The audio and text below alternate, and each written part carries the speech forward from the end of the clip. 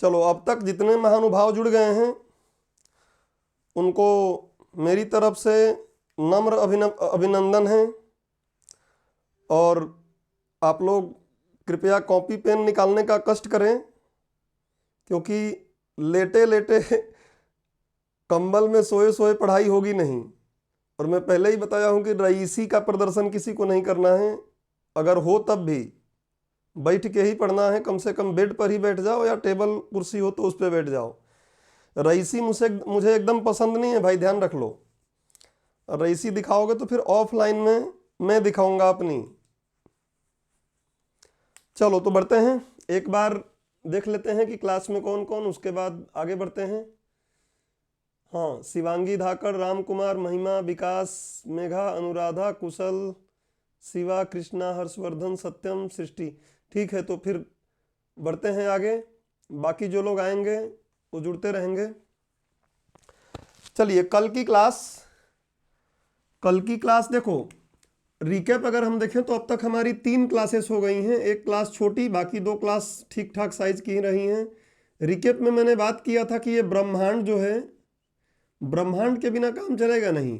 Chemistry ब्रह्मांड जो है, इस ब्रह्मांड का निर्माण अगर उस संघनित बिंदु से हुआ जो बिग बैंग में बताया हुआ है, जो बिग बैंग थ्योरी आप लोग पढ़ते हैं, महाविस्फोट का सिद्धांत पढ़ते हैं, तो बिग बैंग सिद्धांत में जो अति संघनित पदार्थ, छोटा सा सिंगुलरिटी, पूरा विश्व जो यहीं पर पूरा ब्रह्मांड इतने में ही था, इसमें विस्फोट हुआ। कितने समय बाद, कितने लोगों को याद है कि ये बिग बैंग थ्योरी का अनुमान कितने समय पहले लगाया जाता है? आज से कितने वर्ष पहले? 1 साल, 1.5 साल, 2 साल, कितने साल? बोलो। 15 अरब। हाँ, 15 अरब ठीक है, चलेगा। लेकिन आप देखोगे मैक्सिमम किताबें कितना मानती हैं? 13.8 बिलियन ईयर एगो। तो 13.8 बिलियन ईयर, अरब वर्ष पहले की बात करते हैं। 15 ठीक नहीं है, अभी 15 शायद ही किताबों में कोई बोला हुआ है, आप विद्वान बोले हुए हैं, लेमेंतेयर साहब भी नहीं बोले अभी इसको ऐसा। तो 13.8 ये महाविस्फोट हुआ और इसके कारण धीरे धीरे कास्मिक किरणें बनना शुरू हुई।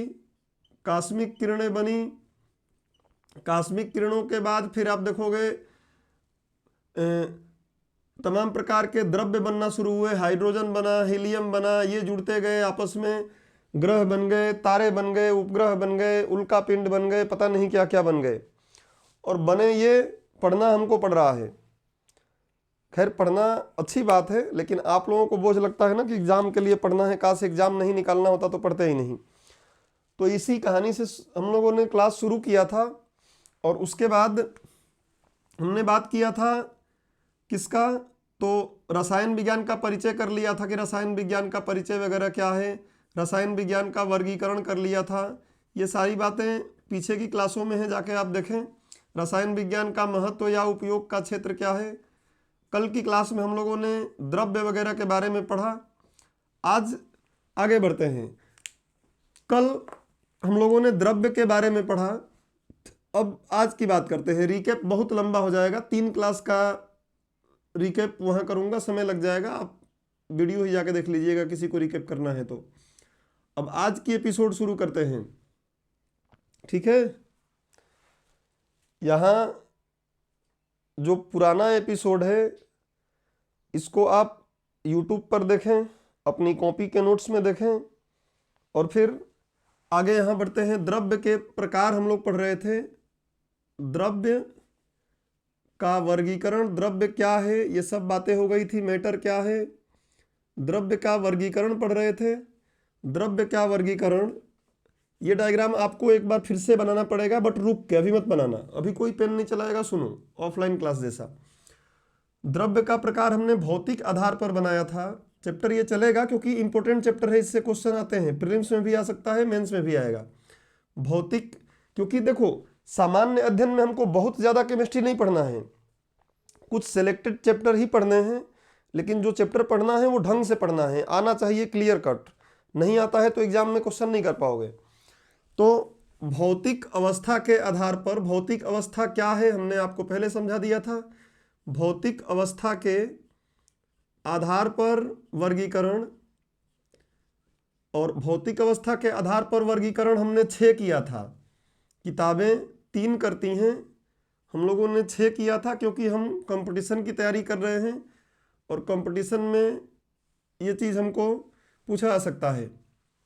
एक था ठोस, अभी रुक जाओ पहले आराम से देखो। सॉलिड, कोई जल्दी नहीं, आराम से क्लास चलने दो। सॉलिड, उसके बाद द्रव, लिक्विड, लिक्विड के बाद गैस, गैस के बाद हमने बात किया था, कल की क्लास में हमने इसका बेसिक सब बात कर लिया है। थोड़ा और जो माइनर चीज़ें हैं आगे देखेंगे एक एक हेडिंग डाल के।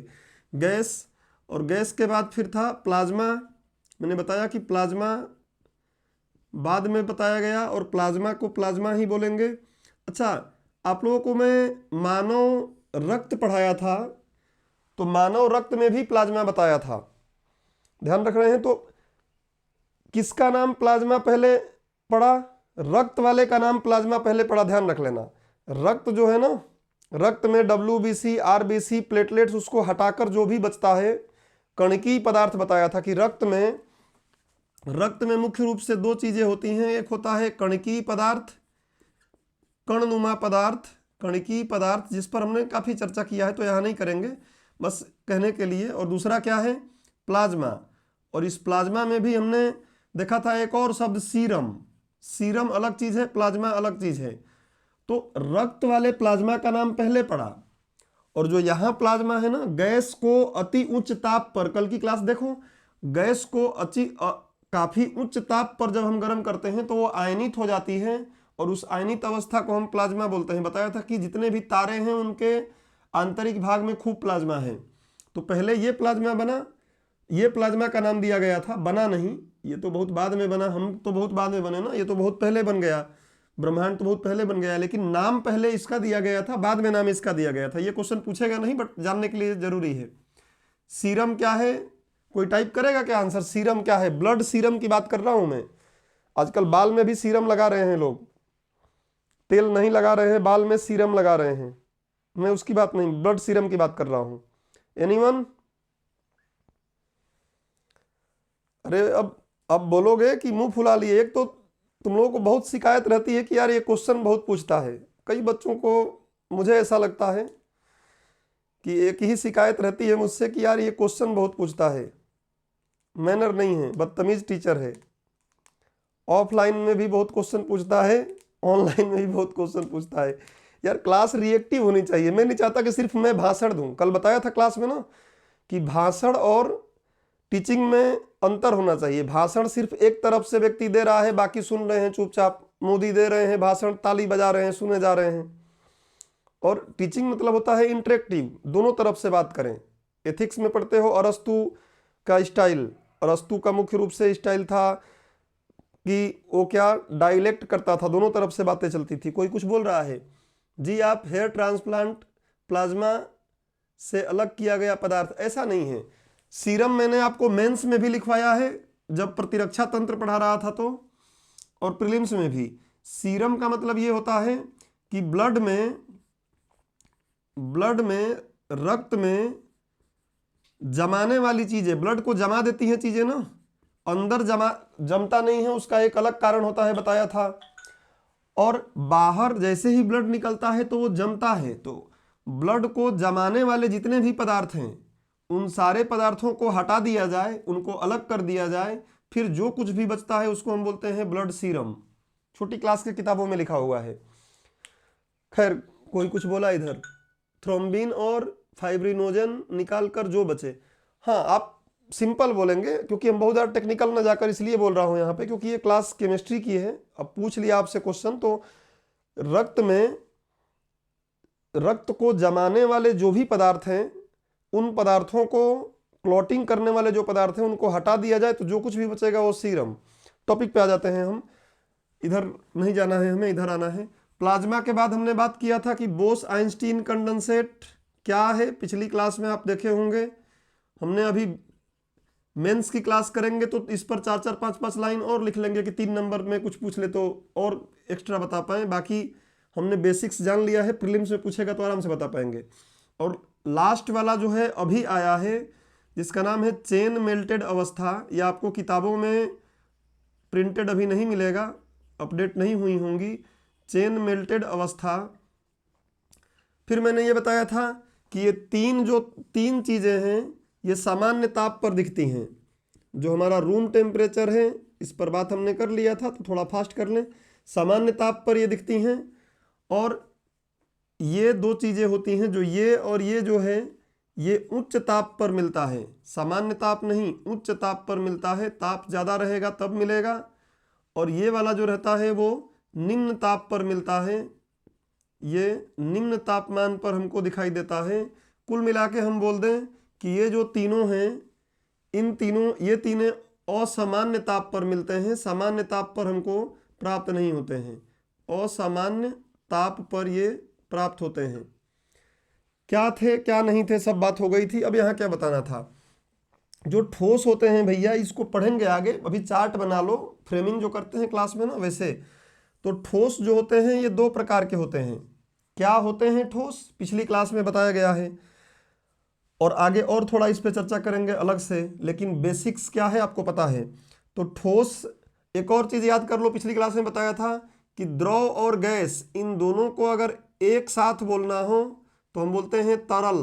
पिछली क्लास में बताया गया है, आप देख सकते हैं। फ्लूइड, थोड़ा कनेक्ट हो जाएं आप, इसलिए बताया जा रहा है कि एक बार फ्लूइड। और मैंने बोला कि प्लाज्मा भी बह सकता है, फ्लूइड का परिभाषा बताया था, तो ये भी क्या हो सकता है, फ्लूइड में आ सकता है, लेकिन असामान्य ताप पर है, इसलिए फ्लूइड इसको रखते हैं, क्योंकि फ्लूइड शब्द कई बार हम प्रयोग करेंगे। तरल। ठोस, एक होता है क्रिस्टलीय ठोस, एग्जाम में पूछा सकता है, मेंस में भी प्रीलिम्स में भी। तो क्रिस्टलीय ठोस होता है, और एक होता है क्या, अक्रिस्टलीय ठोस। क्या है अभी आगे देखेंगे, अभी यहाँ बात नहीं करेंगे क्रिस्टलीय ठोस क्या है, अक्रिस्टलीय ठोस क्या है, क्रम में आगे चलने दो, ये फ्रेमिंग करना है आपको कॉपी में। उसके बाद द्रव और गैस हमने देख लिया। अब बात करते हैं प्लाज्मा, बोस-आइंस्टीन, कंडेंसेट, इन सब के बारे में भी हमने जनरली देख लिया है। अब दूसरा जो वर्गीकरण है वो कल छूटा हुआ था, और लास्ट में हमने फ्रेमिंग करके छोड़ दिया था केवल, तो उसको थोड़ा ठीक से कर लेते हैं, और पहले उसकी जनरल चर्चा करते हैं। जैसे एक सामान्य सा अध्ययन इसका कर लिए हैं हम लोग पिछली क्लास में, कि इसके बारे में बेसिक लेवल पे कुछ पता चल गया है। अब थोड़ा आगे और एक्स्ट्रा क्या पढ़ना है देखेंगे। वैसे ही आज हमारा टारगेट रहेगा रासायनिक अवस्था के आधार वाले का बेसिक परिचय ले लेना। मैं ये मान के चल रहा हूँ कि आपको साइंस एकदम नहीं आ रहा है, 0% कुछ भी साइंस नहीं आ रहा है, उस हिसाब से पढ़ा रहा हूँ, तो उसी तरीके से पढ़ा रहा हूँ। मैं क्रम लेके नहीं चल रहा हूँ कि एकदम क्रम वाइज चलूँ, क्रम से मतलब नहीं है मुझे, आपको समझाने से मतलब है। तो आपको समझ में आना चाहिए, क्रम तो अपने आप बनेगा। दूसरा है रासायनिक अवस्था के आधार पर, रासायनिक अवस्था के आधार पर, रासायनिक अवस्था मैंने आपको बताया था, रासायनिक अवस्था के आधार पर पीछे की क्लास में, रासायनिक अवस्था के आधार पर वर्गीकरण। तो रासायनिक अवस्था के आधार पर, रासायनिक मतलब उसके अंदर क्या है, फिजिकल, बाहरी जो मैंने बताया था, इसको इंग्लिश में अगर लिखना है तो क्या लिखेंगे आप, classification on the basis of chemical state. Classification, किसी को अगर इंग्लिश लिखना है, अब बाइलिंगुअल करने में बहुत समय लग जाएगा। Classification of matter on the basis of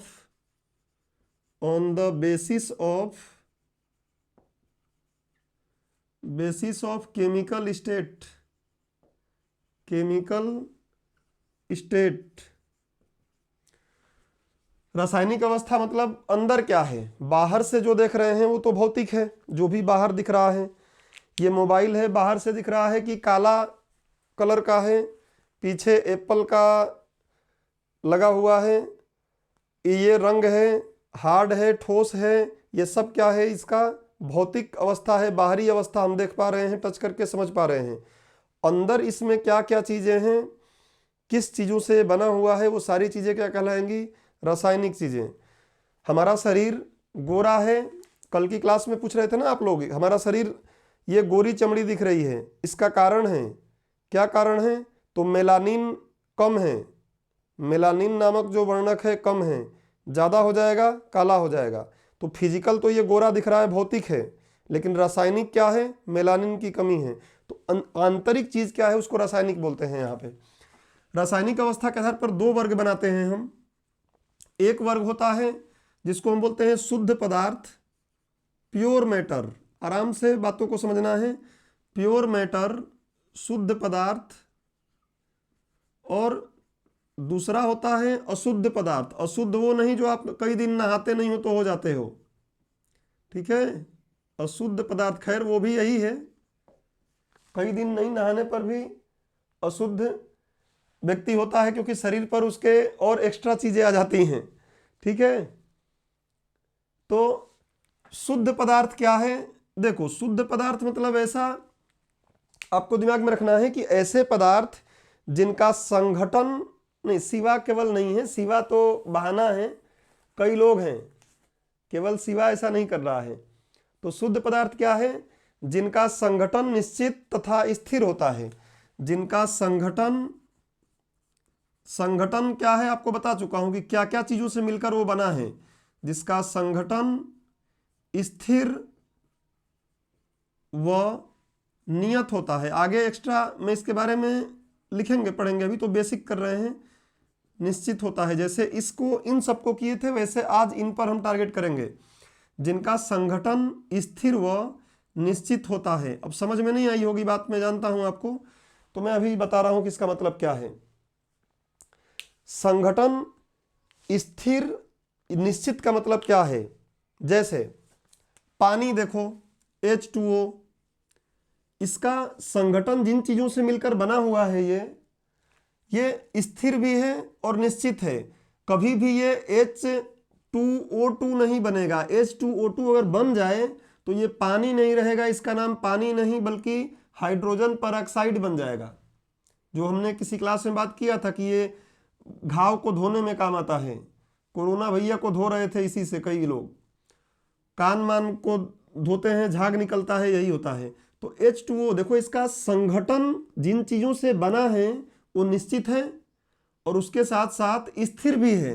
ऐसा स्थिर मतलब कि सेम ये चीज स्थिर बना हुआ है ऐसा नहीं, इसको तोड़ना पड़ेगा हमें, किसी अन्य पार्ट में हमें तोड़ना पड़ेगा। तो ये संघटन इसका स्थिर है और निश्चित है। और भी केवल यही नहीं, केवल ऑक्सीजन ले लो तो ऑक्सीजन का भी क्या है? संघटन स्थिर है, क्योंकि इसके अंदर हम देखेंगे इस चैप्टर के बाद परमाणु अणु की बात करेंगे और कुछ बात तो यही करेंगे, तो समझाऊंगा मैं। तो ऑक्सीजन जो है O, ये क्या है? शुद्ध पदार्थ है। कारण क्या है? उसका संघटन निश्चित है, O प्रकार के परमाणुओं से ही केवल बना हुआ है ये, और निश्चित और स्थिर है, इसलिए ये भी क्या है? एक प्रकार का शुद्ध पदार्थ है। तो शुद्ध पदार्थ ध्यान रखना है कि ऐसे पदार्थ जिनका संघटन, अब जैसे कुछ और ले लो, जैसे पानी जो है, पानी कहीं से ले लो, पानी अगर वो है तो H2O ही रहेगा। लेकिन कुछ लोगों के दिमाग में लग रहा होगा कि सर जो नींबू पानी है, नींबू और पानी आजकल शिकंजी बिकेगी, क्या ये शुद्ध पदार्थ नहीं है?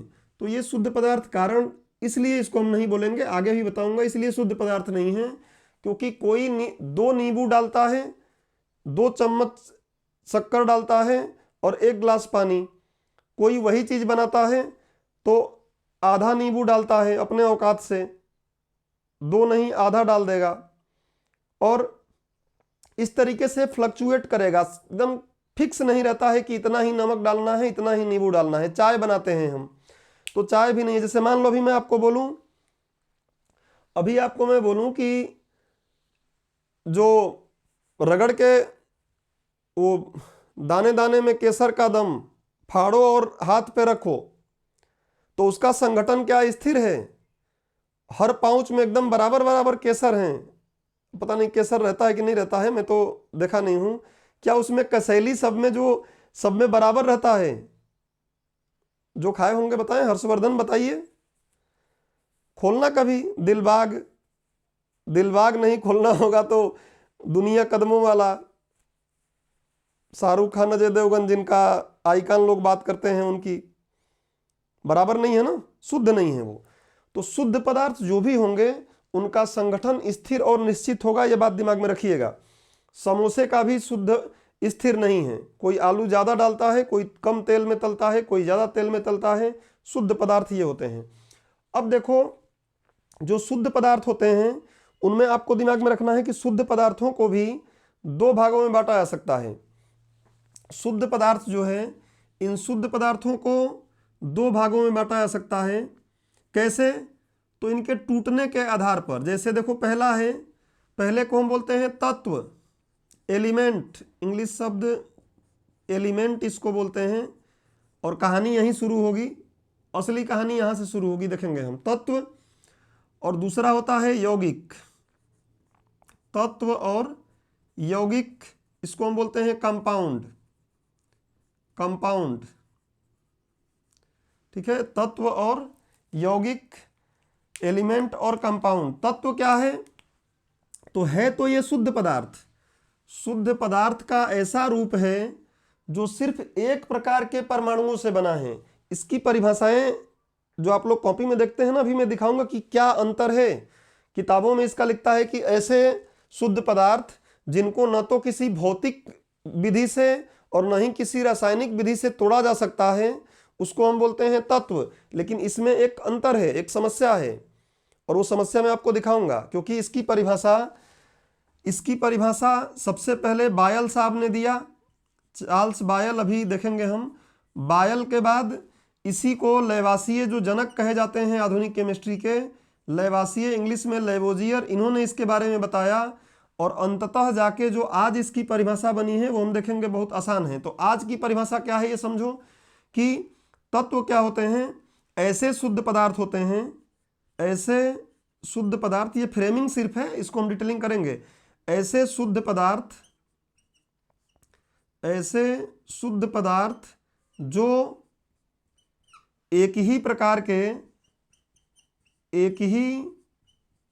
के सामग्री, बोल दो अभी अगर दिमाग में, क्योंकि परमाणु बोलूंगा आपको दिक्कत होने लगे, सामग्री बोल लो, ये सामग्री परमाणु है। परमाणु क्या है समझाऊंगा। ऐसे शुद्ध पदार्थ जो एक ही प्रकार के परमाणु से बने होते हैं, उनको हम क्या बोलते हैं? तत्व, एलिमेंट। अभी इस पर हम बात करेंगे आगे, थोड़ा ध्यान रखिएगा कि अंतर, एक चीज आपको दिखाऊंगा यहां पे मैं। अब अगर आपके दिमाग में आ गया है कि तत्व ये होते हैं, तो तत्वों को भी हम बांट सकते हैं।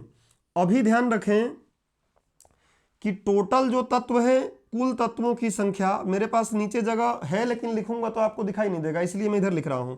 आपके पास कॉपी में, तुम लोग आराम से अपने कॉपी को आड़ा करके बनाना, कॉपी होगी ना उसको लैंडस्केप में करके बनाना इसको पूरा, और फिर एक एक करके इसको पढ़ेंगे। कुल तत्व अभी कितने हैं? 118। और ये आवर्त सारणी हमको थोड़ी बहुत पढ़नी पड़ेगी। तो 118 तत्व हैं। और इस 118 में से प्रकृति में कितने मिलते हैं? जो 118 तत्व हैं, इस 118 में से नेचुरल, प्रकृति में, जिसको ईश्वर ने या हमारी प्रकृति ने बनाया है, प्रकृति में 94 मिलते हैं। और बाकी, अच्छा, ये थोड़े अलग अलग किताबों में आप देखोगे तो इनमें धातु, अधातु, उपधातुओं में अंतर दिखता है, लेकिन एग्जैक्ट अगर देखें तो रियल ये 94 हमको प्रकृति में मिल जाते हैं। बच गए कितने? घटाओ। प्रकृति में इतने मिल रहे हैं, तो इसमें कितने हो जाएंगे? ये हो जाएंगे, घटा के देखिए, 118 में से लगभग 24 होंगे। 24 के आसपास जो हैं वो क्या है? कृत्रिम रूप से व्यक्ति ने बनाया है। अब यहीं पेच फंस जाता है। पीएचडी करने की जरूरत नहीं है, सोचने की जरूरत है सिर्फ, कि यार यहां अगर हम बोल देते कि तत्व का परिभाषा पढ़ते हैं कि ऐसे शुद्ध पदार्थ जिनको रासायनिक एवं भौतिक विधि द्वारा, कोई कुछ बोल रहा है, 92 हर्षवर्धन सिंह, 92 क्या प्रकृति में पाए जाते हैं? नहीं, वो ल्यूसेंट में जाकर के देखिए 91 भी दिया होगा, कहीं 91 भी दिया होगा। वो धातु की बात कर रहे हैं आप जिसकी बात कर रहे हैं वो धातु हो सकता है। और मैं पहले ही बोल रहा हूं कि इसमें अभी हम धातु, अधातु, उपधातु देखेंगे। मैं आपको 2-3 किताबों का रिफरेंस भी दे दूंगा कौन कितना लिखा है। बट अभी ध्यान रखो, प्रकृति में 94 हैं और कृत्रिम रूप से 24 बने हैं, जोड़ोगे तो उम्मीद करता हूं 118 हो गया होगा। और भी कुछ पदार्थ बना लिए गए हैं लेकिन उनका नाम अभी या प्रचलित नहीं है तो नहीं बोल रहा हूं मैं, अदरवाइज 122 हो चुके हैं। 122 ये अभी हैं, ध्यान रखेंगे 122 हो चुके हैं, लेकिन मैं उसको अपडेट अभी नहीं दे रहा हूं क्योंकि अभी पूरी तरीके से उस पर मान्यता नहीं है। अब समझो ये जो तत्व हैं हमारे, इन तत्वों को हम 3 तरीके से और बांट सकते हैं, और बांटेंगे ही। 3 तरीके कौन कौन से हैं? एक है धातु, जिसको हम बोलते हैं मेटल। दूसरा होता है अधातु। क्या होते हैं अभी करेंगे बात। अधातु जिसको बोलते हैं नॉन मेटल। नॉन पढ़ रहे हैं हम लोग कंपटीशन के लिए, इसलिए चीज़ों को उस वे में देखना है हमें। अधातु। और तीसरा है उपधातु। देखो नॉलेज शॉर्टकट वाला रहेगा तो एग्जाम नहीं निकलेगा, समझ होनी चाहिए एग्जाम के लिए। उपधातु को हम बोलते हैं सब मेटल या मेटलॉइड्स, या तो मेटलॉइड्स बोल दो इंग्लिश में, या सब मेटल भी बोल सकते हो। मेटलॉइड्स बोल दो या सब मेटल भी बोल सकते हो। इनकी भी संख्या जो आप देख रहे हैं कॉपी ना, उसमें अलग अलग मैं हैंड नहीं किया। अब हैंड क्या बोल रहा हूं मैं समझ नहीं आ रहा हूं। जो भी हो, तो इनकी संख्या भी अब देखेंगे ना, तो हम थोड़ा बहुत का कि ये इतने होते हैं वो उतने होते हैं वो मैं आपको आगे बताऊंगा। अभी बस समझो धातु, अधातु, उपधातु क्या है, अभी आगे बात करते हैं। पहले एक बार चार्ट बना लो, नहीं तो मेरा जगह भर जाएगा इसमें। इसके अलावा हम इन्हीं जो तत्व हैं, इन तत्वों को एक और तरीके से बांट सकते हैं। इसी तत्व को एक और तरीके से अगर हम बांटना चाहें, किस आधार पर, तो क्लियर आवाज जा रही है? मार्कर गिर गया। अगर इसको एक और तरीके से हम बांटना चाहेंगे तो ये बन जाएगा क्या, इन्हीं को आप एक और तरीके से बांटेंगे। अणु परमाणु वगैरह हम देखेंगे तो यहां मैं जगह कहां, यहां बनाता हूं मैं उपधातु को नहीं। सर आवाज फंस रही है, ठीक है अब क्लियर होगी। अब ध्यान रखो कि इसी को 3, मतलब मैं तत्व की बात कर रहा हूं, तत्व को 3 और तरीके से बांट लेंगे, जिसमें से एक होगा, क्योंकि ये अणु परमाणु पर चलेगा तो अभी हम समझेंगे। एक होता है समस्थानिक, एक होता है समस्थानिक आइसोटोप्स, दूसरा होता है समभारिक। देखेंगे क्या होता है अभी आज की ही क्लास में। समभारिक जिसको बोलते हैं आइसोबार्स। और तीसरा होता है, मैं तत्व की ही बात कर रहा हूं, और तीसरा एक और तत्व बन जाएगा क्या, तत्व एलिमेंट की बात चल रही है। तीसरे का नाम होता है समन्यूट्रॉनिक। खैर इसका बहुत बड़ा रोल नहीं होता है, बट ठीक है पता होना चाहिए, कंपटीशन में कभी पूछ ले तो। समन्यूट्रॉनिक आइसोटोन्स बोलते हैं इसको। तो तत्व, कोई कुछ बोला अभी नहीं, अभी क्लियर है? जहां भी कोई दिक्कत होगी मैं देखूंगा। अभी तत्व को हमने समझा, रासायनिक वर्गीकरण पर शुद्ध पदार्थ ऐसे पदार्थ जिनका संगठन स्थिर और निश्चित होता है। तत्व एक ही प्रकार के सामग्री या परमाणु से बने हैं तो उसको तत्व बोलेंगे। कुल तत्व 118 अभी प्रेजेंट में हैं, जिसमें से सारे प्रकृति में नहीं पाए जाते, 94 प्रकृति में पाए जाते हैं, 24 कृत्रिम रूप से इंसानों ने बनाया है। अभी इसकी बात करेंगे तो समझ में आएगा। इस तत्व को हम धातु, अधातु, उपधातु में बांट सकते हैं, या इन तत्वों को एक और तरीके से हम बांट सकते हैं, उनमें उपस्थित इलेक्ट्रॉन और प्रोटॉन की संख्या के आधार पर। और वो है कौन, समस्थानिक, समभारिक और समन्यूट्रॉनिक। ये तत्व की बात हो गई। अब बात करते हैं यौगिक का। यौगिक क्या होते हैं, तो 2 या 2 से अधिक तत्वों से मिलकर यौगिक बनते हैं। तत्व क्या था, केवल एक ही प्रकार के सामग्री से बन रहा था, केवल एक ही प्रकार से सामग्री से बन रहा था तो उसका नाम तत्व बोल रहे थे। एक ही प्रकार के परमाणु से है तो तत्व है। लेकिन ठीक है, 1 मिनट में आपको क्लियर हो जाएगा। 1 मिनट में देखता हूं, अगर कोई समस्या है तो उसका सॉर्ट आउट करता हूं। 1 मिनट रुक जाओ, 1 मिनट धैर्य रखो। वैसे है कोई दिक्कत नहीं, लेकिन फिर भी एक बार ट्राई देख लेते हैं। मैं देख लेता हूं कि कहीं कोई समस्या हो तो उसको सही कर लें। बाकी समस्या जाएगी नहीं। 2 मिनट रुके रहें आप।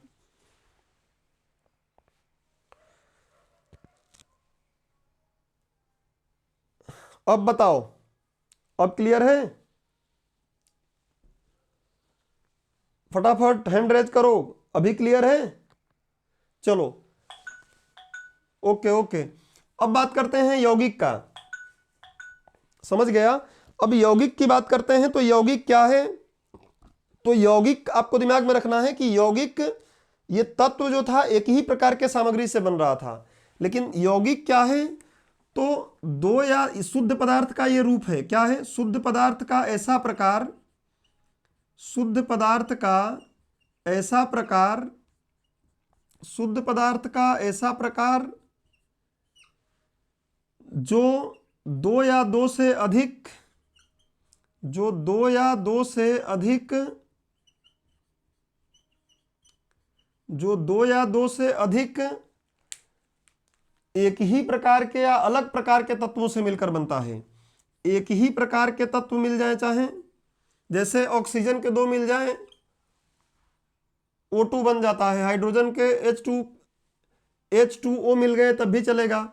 तो शुद्ध पदार्थ ऐसे, शुद्ध पदार्थ का ऐसा प्रकार जो दो या दो से अधिक एक ही प्रकार के, या डिटेल तो करेंगे ही, एक ही प्रकार के या अलग प्रकार के तत्वों से मिलकर बनता है, अलग प्रकार के तत्वों से मिलकर बनता है, मिलकर बनता है। परंतु कंडीशन होना चाहिए। कंडीशन क्या है? कि उनका अनुपात निश्चित रहता है। यह आपको दिमाग में रखना है कि उनका अनुपात कैसा रहेगा? निश्चित रहेगा। कभी भी वो बदलने वाले नहीं हैं। उनका अनुपात हमेशा क्या रहेगा? निश्चित रहेगा। अनुपात निश्चित मतलब क्या? पानी H2O तो निश्चित है, हमेशा ही पानी में दो ही हाइड्रोजन रहेंगे, एक ही ऑक्सीजन रहेगा। हमेशा कार्बन डाइऑक्साइड में एक कार्बन रहेगा, दो ऑक्सीजन रहेगा। इनका अनुपात एकदम निश्चित है। बनेंगे तो ये भी एक ही प्रकार के दो या दो से अधिक तत्वों से। जैसे ओजोन ले लो, O3 3 ऑक्सीजन से बना, लेकिन ओजोन तभी कहलाएगी जब O3 रहेगी, O2 ओजोन नहीं कहलाएगी। तो यौगिक का मतलब क्या है? शुद्ध पदार्थ होते हैं। शुद्ध क्यों होते हैं? क्योंकि संगठन क्या रहता है? स्थिर और निश्चित रहता है। तो ये बात तो दिमाग में रखना है। वही बात यहां शर्त लिख दिया मैं कि आप ये चीज पढ़े हुए हैं और ये नहीं बोलेंगे तो दिक्कत होगी, क्योंकि वहां तो ऐसा फ्लो चार्ट बना नहीं रहे हैं आप। तो शुद्ध पदार्थ का ऐसा प्रकार जो दो या दो से अधिक एक ही प्रकार के या अलग प्रकार के तत्वों से मिलकर बनता है। तत्व अभी देखें हम और आगे और देखेंगे। और उनका अनुपात निश्चित है, तो उसको हम क्या बोलते हैं? यौगिक। एक बात आपको यौगिक में और समझ लेना है। कॉपी में आप डायग्राम बना रहे होंगे तो वहां पे क्या करेंगे कि यौगिक में जैसे मान लो जो भी तत्व मिलाएंगे आप, जैसे मान लो हाइड्रोजन और ऑक्सीजन को मिलाकर हम पानी बना रहे हैं H2O, तो होगा क्या? इसका अपना कुछ अलग गुण है, इसका अपना कुछ अलग गुण है, लेकिन जब ये दोनों आपस में मिल जाते हैं तो इन दोनों का गुण न तो इसका रह जाता है न तो इसका रह जाता है, बल्कि एकदम नए प्रकार का गुण बन जाता है। कैसे? हाइड्रोजन का अपना गुण जो होता है वो क्या होता है? ये आग बुझाने वाला होता है। हाइड्रोजन आग बुझाने वाला जैसा होता है और ऑक्सीजन आग लगाने वाला होता है। जलाने के लिए हमने पढ़ा है कि हमारे शरीर में भी श्वसन, ऑक्सीजन नहीं जाए तो जो खाना खा रहे हैं कार्बोहाइड्रेट वसा वो जलेंगे नहीं, ऊर्जा नहीं बनेगी। तो ये बुझाने वाला, ये जलाने वाला, लेकिन दोनों आपस में जब मिलते हैं तो एकदम नए प्रकार की चीज बनती है। वो क्या होती है? H2O। तो आपको दिमाग में रखना है कि यौगिक में हमेशा ये चीज होगी कि जो भी दो चीजें मिलेंगी उन दोनों चीजों का अपना गुण पूरी तरीके से क्या हो जाएगा? अलग हो जाएगा। उनके गुणों में अंतर, जो पहले उनके गुणों का मिश्रण नहीं बनेगा। जैसे नींबू और पानी मिलाओगे ना, तो नींबू का भी टेस्ट आएगा, पानी का भी टेस्ट आएगा। उनके टेस्ट खत्म नहीं होंगे, उनके गुण खत्म नहीं होंगे, उनकी प्रॉपर्टी बनी रहेगी। यौगिक में ऐसा नहीं होगा। यौगिक में जो भी चीजें मिलेंगी उन दोनों का गुण इंडिविजुअल कुछ अलग अलग है, लेकिन मिलने के बाद एक नया ही गुण बनेगा जो टोटली अलग रहेगा। ठीक है, ये आपको दिमाग में रखना है, और आगे तो डिटेलिंग हम इसको करेंगे ही, तो इतना अभी आप समझो। अब यौगिक भी होते हैं कितने प्रकार के, तो यौगिक हो जाते हैं 2 प्रकार के। डायग्राम यार कितना भी मैं कोशिश करता हूं कि बड़ा पेज लेके बना लूं, तब भी दिक्कत होती है। ये 2 प्रकार के होते हैं, नीचे बना लो, यहां दिख रहा है, दिख रहा है। अब इसमें डिटेलिंग अभी नहीं करेंगे, पढ़ के देखेंगे, क्योंकि यहां लिखूंगा तो फिर बड़ा हो जाएगा। एक होता है कार्बनिक यौगिक, और पहले लेक्चर में मैं आपको कार्बनिक रसायन और कार्बनिक रसायन बताया। कार्बनिक यौगिक का मतलब ऐसा यौगिक जो जीवित जीवों में पाया जाता है, या सीधी बात जिसमें कार्बन उपस्थित होता है। कार्बोहाइड्रेट, वसा, हमारे शरीर में जो चीजें हैं वो कार्बनिक हैं। तो ऐसे यौगिक, यौगिक क्या है हमने समझा अभी, ऐसे यौगिक जिसमें कार्बन की मौजूदगी हो वो तो क्या कहलाएगा, कार्बनिक यौगिक। और जिसमें कार्बन की मौजूदगी न हो उसको बोलेंगे अकार्बनिक यौगिक। अभी हम ओवरव्यू ले रहे हैं, पहले ही मैं बोल रहा हूं कि हम लोग थोड़ा इसको ठीक ठाक पढ़ेंगे, क्योंकि हमारे चाहे वो कंपटीशन का कोई भी एग्जाम हो, कुछ विशेष चैप्टर ऐसे हैं जिनसे क्वेश्चन अक्सर पूछा जाता है, इंपॉर्टेंट। ऐसा नहीं कि हमको पूरा S block, D block, P block के सारी चीजें पढ़ना है, पूरा केमिस्ट्री नहीं, कुछ बेसिक चीजें हैं जिससे अक्सर क्वेश्चन पूछता रहता है, तो उन पर हमें फोकस करना है। कार्बनिक यौगिक और अकार्बनिक यौगिक में इनको हम बांट सकते हैं। अब आ जाते हैं हम थोड़ा सा अशुद्ध पदार्थों की तरफ। अशुद्ध पदार्थ जो हैं, सबसे पहले क्या, इनका संगठन, परिभाषा क्या होगा कि ऐसा द्रव्य होते हैं जिनका संगठन, थोड़ा इधर ही लिखूंगा, जिनका संगठन स्थिर व निश्चित नहीं होता है। न तो स्थिर रहेगा, स्थिर व निश्चित नहीं होता है, न तो स्थिर रहेगा और न ही निश्चित रहेगा। मतलब समझ ही रहे हो, चाय बनाना है, कोई चाय में खड़ी चम्मच वाला शक्कर डाल के पीता है, इतना चीनी। कोई डायबिटीज हो गया है, बेचारा चीनी डाल ही नहीं रहा है, चाय बना रहा है, तो उसके जो घटक हैं, उसके जो संगठन हैं, वो न तो स्थिर हैं, फिक्स हैं। ऐसा नियम ही नहीं है कि चाय, 1 कप चाय में इतना ही चीनी डालना है, इतना ही चाय पत्ती डालना है, इतना ही दूध डालना है, कोई फिक्स बात नहीं है। पानी में फिक्स है कि पानी बनाना है तो H2O ही करना पड़ेगा। पानी बनाने के लिए HO बना दोगे बात बिगड़ जाएगी, वो पानी नहीं रहेगा, कुछ और हो जाएगा। चाय में ऐसा नहीं है, मत डालो दूध, दूध बिना डाले पी सकते हो चाय। चीनी ही मत डालो, चाय पत्ती ही मत डालो, चीनी और पानी गर्म करो, बोलो चाय है, फिक्स नहीं है। तो जिनका संगठन स्थिर व निश्चित नहीं होता है, उसको हम क्या बोलते हैं, अशुद्ध पदार्थ। और अशुद्ध पदार्थ का एक और नाम होता है मिश्रण। तो चाहे कोई मिश्रण बोल दे, चाहे अशुद्ध पदार्थ बोल दे, बात एक ही है। चाहे मिश्रण बोले, चाहे अशुद्ध पदार्थ बोले, बात एक ही है। और मिश्रण जो होते हैं 2 प्रकार के होते हैं। कौन कौन से 2 प्रकार के होते हैं, तो एक होता है समांगी मिश्रण, एक होता है समांगी मिश्रण, होमोजीनियस, अब इंग्लिश लिख नहीं पा रहा हूं मैं, मिक्सचर, होमोजीनियस मिक्सचर। और दूसरा होता है विसमांगी। तो आपको इंग्लिश अगर लिखना है तो लिख लीजिएगा विसमांगी, विसमांगी। बोर्ड पे बाहर चला गया है, बोर्ड के, विसमांगी, हाँ तो इधर ही लिखना पड़ेगा मुझे, विसमांगी, नीचे लिख रहा हूं, विसमांगी। Heterogeneous, heterogeneous, विसमांगी।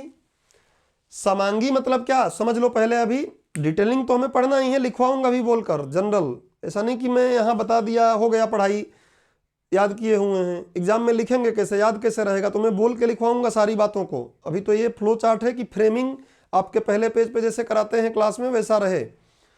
समांगी मतलब क्या, ऐसा मिश्रण बनाओ, पहली बात कि उसका संगठन स्थिर निश्चित नहीं रहेगा, लेकिन होगा क्या कि ऐसे आपस में वो मिलजुल जाएंगे कि उसके किसी भी भाग को उठा के देखोगे, जैसे नमक और पानी घोल लो, नमक और पानी जैसे ही घोलोगे और खूब उसको मिला लो, तो उसके बाद ग्लास में से कहीं से भी थोड़ा सा नमक वो उसका हिस्सा पकड़ लो। और अगर आपके आगे हम देखेंगे अलग कैसे करते हैं, तो मैं देखेंगे मिश्रण को अलग करने के तरीके, क्वेश्चन पूछा जाता है एग्जाम में। तो अलग करके देखोगे तो इसके हिस्से में जितना नमक और पानी रहेगा उतना कोई और हिस्सा पकड़ लो उसी गिलास में से, उस गिलास में से थोड़ा थोड़ा थोड़ा थोड़ा हिस्सा 4-5 जगह कटोरी में ले लो और हर जगह अलग करके देखोगे तो पानी और नमक दोनों का अनुपात लगभग क्या रहेगा, बराबर। इसका मतलब ये मत समझ लेना कि इसके जैसा हो गया, वो दोनों आपस में मिले हैं लेकिन इस तरीके से मिल गए हैं कि उनका पूरे भाग में से कहीं से भी भाग अगर निकाल के देखते हैं तो अनुपात उनका सेम रह रहा है, नमक पानी बराबर बराबर मिल रहे हैं। तो इस बात को हम क्या बोलते हैं, समांगी मिश्रण। जैसे वायु हमारा है, भूगोल में आप पढ़ोगे वायु क्या है, वायु में ऐसी चक्की चली हुई है कि सारे, अगर में पोल्यूशन ना हो, प्रदूषण ना हो, क्योंकि हम प्रदूषण कर दिए तो बात ही अलग है। दिल्ली की हवा जाके देखोगे तकलीफ हो जाएगी, दिल्ली के नेहरू विहार की हवा देखोगे कुछ और हो जाएगा, दिल्ली के मुखर्जी नगर की हवा में कुछ और हो जाएगा। पोल्यूशन न करें हम, स्वस्थ वायु है तो वायु का थोड़ा सा हिस्सा पकड़ के एक बर्तन में रख लो, थोड़ा वहां से पकड़ लो, थोड़ा यहाँ से पकड़ लो, हर जगह आपको नाइट्रोजन 78% के आसपास मिलेगा, ऑक्सीजन 20-21% के आसपास मिलेगा, हर जगह इक्वल इक्वल मिलेगा। लेकिन इसका मतलब ये नहीं है कि वायु क्या है, शुद्ध पदार्थ है। वायु है क्या, अशुद्ध पदार्थ है, मिश्रण है, क्योंकि वो निश्चित नहीं है। हवा है ना, वहां पे निश्चित नहीं। अभी मैं बताया कि किसी और जगह पे कुछ और हो जाएगा, किसी और जगह पे कुछ और हो जाएगा, ये आपको दिमाग में रखना है। तो मिश्रण समांगी और विषमांगी। विषमांगी क्या, जिसमें अलग अलग जगह से पार्ट उठाओ। जैसे मान लो गांव में जब हम लोग घर बनाते हैं तो सीमेंट छोड़ो, जो रेत आता है, रेता आता है, तो उस रेत का तुम कहीं से इतना हिस्सा उठाओ, कहीं से इतना हिस्सा उठाओ, उसमें गिनोगे तो कहीं गिट्टी ज्यादा, कहीं पे गिट्टी कम, कहीं पे वो संख आता है, उसमें छोटे छोटे वो अलग अलग जगहों पे अलग अलग होता है। इवन जब माल बनाते हैं, माल मतलब मैं वो जब बनता है घर उसकी बात कर रहा हूं, तो वो लोग सीमेंट गिट्टी सब नाप नाप के मिलाते हैं, लेकिन मिलाने के बाद वो एकदम ऐसा नहीं मिलता है कि हर जगह गिट्टी बराबर हो, हर जगह सीमेंट बराबर हो। गेहूं में कंकड़ पत्थर आ जाता है तो ऐसा नहीं कि एकदम इक्वल तरीके से हर एक हिस्से में बराबर बराबर कंकड़ पत्थर हैं।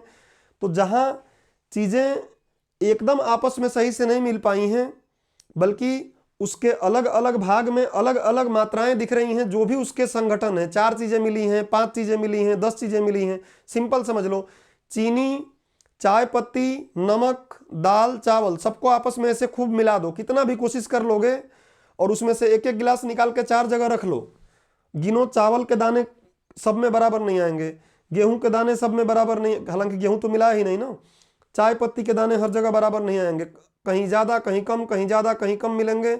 मतलब हम बोलेंगे कि ये मिश्रण तो बना है, क्योंकि संगठन स्थिर और निश्चित नहीं है, लेकिन वो मिश्रण कैसा है, विसमांगी है, क्योंकि मिश्रण में भी अलग अलग उसके भाग में उसके संघटकों, उसके घटकों या उसके एलिमेंट या अवयवों की मात्रा क्या है, अलग अलग है। और जिसमें सेम है उसको क्या बोलेंगे, समांगी। Homogeneous, heterogeneous. एक बात और दिमाग में आपको रखना है कि यौगिक में जब 2 या 2 से अधिक तत्व मिलके बनाते हैं तो दोनों अपने अपने गुण को क्या कर देते हैं, छोड़ देते हैं। इनकी दोस्ती ऐसी होती है कि दोनों दोस्त बनने के लिए पहले मिलते हैं तो कंडीशन रखते हैं, एक रहता है चोर और एक रहता है कोई अच्छा आदमी, तो दोनों मिलते हैं तो वो बोलता है कि दोस्ती कर लेते हैं और दोनों चोर बन जाते हैं, तो वो बोलता है नहीं नहीं मैं चोर नहीं बन सकता, और वो बोलता है कि दोस्ती कर लेते हैं दोनों अच्छे बन जाते हैं, तो वो बोलता है नहीं भैया हम अच्छा नहीं बन सकते, हम तो इसी में मौज है, यही बढ़िया है। लेकिन उनको दोस्ती करनी ही है, इतना ज्यादा बात आगे बढ़ गई है कि उनको दोस्ती करना ही है, तो वो दोनों बोलते हैं कि एक काम कर लेते हैं। गांव में भी अक्सर आप सुनेंगे कुछ फैसला करने के लिए बीच का रास्ता निकाल लेते हैं, तो बोलेंगे बीच का रास्ता निकाल लेते हैं, एक काम करते हैं थोड़ा गुण मेरा भी रहेगा, थोड़ा शरीफ रहेंगे और थोड़ा चोर बन जाएंगे, रॉबिन हुड बन जाएंगे। समझ रहे हैं? तो ऐसी चीजों को हम मिश्रण बोलेंगे, क्योंकि वो अपने पूरे गुण को छोड़ते ही नहीं है, दोनों अपने पूरे गुण को नहीं छोड़ते हैं, बल्कि दोनों अपने थोड़े थोड़े गुणों को रखे रहते हैं। नमक पानी घोल दो, नमक बोलता है कि मैं नमकीन अपना नहीं छोड़ूंगा, पानी बोलता है कि मैं अपना स्वादलेस जो चीजें हैं वो नहीं छोड़ूंगा। फिर दोनों मिलना तो है ही दोनों को, मैं बताया कि कहानी आगे तक बढ़ गई है, मिलेंगे। शिवा भाई ध्यान रख रहे हो ना? तो जब ऐसा होगा तो वो बोलेंगे कि ठीक है, हम दोनों ही थोड़ा थोड़ा अपना रंग रूप दिखाते रहेंगे जगह जगह पर। जहां जरूरत पड़ेगी मैं दिखा दूंगा, जहां जरूरत पड़ेगी तुम दिखा देना, दोनों मिलके दिखाएंगे। समझ गए बात को? अब यहां एक बात और, एक डायग्राम में और चीज बनानी है। अब कैसे मैं बनाऊं? मेरे पास जगह कम दिख रहा है, मैं, आप लोग वहीं से तीर निकालेंगे, मैं इधर से तीर निकाल रहा हूं। तीर निकालना, लेकिन किसी को मारना मत सुबह सुबह। मैं तीर निकालने का ये कॉपी पर बात कर रहा हूं, ऐसा नहीं तुम लोग तीर रखे हो सही में और पड़ोसी को मार दो, सोया हो अभी। भाई जाहिर सी बात, क्लासमेट जो तुम्हारा रूममेट होगा वो तो सो रहा होगा, उसको क्या मतलब? तो तीर निकाल के मारना मत सुबह सुबह। मैं अहिंसा में विश्वास रखता हूं, तुम लोग मेरे चक्कर में हिंसा कर दोगे, तीर निकाल के मार दोगे। लिखो,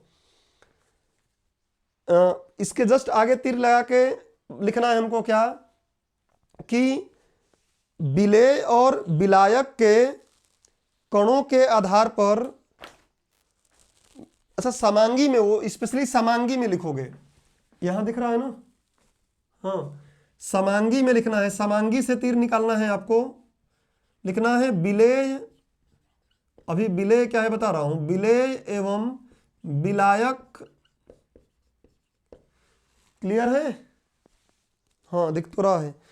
तो विलेय और विलायक के कणों के आधार पर, विलेय और विलायक के कणों के आधार पर समांगी मिश्रण जो होता है वो 3 प्रकार का होता है। डायग्राम में बहुत अच्छे से नहीं बना पा रहा हूं, इधर लाके बना रहा हूं, आपको समझ में आ जानी चाहिए बात। ये 3 प्रकार के होते हैं, ये भी हमको पढ़ना पड़ेगा, जरूरत पड़ेगी इसकी।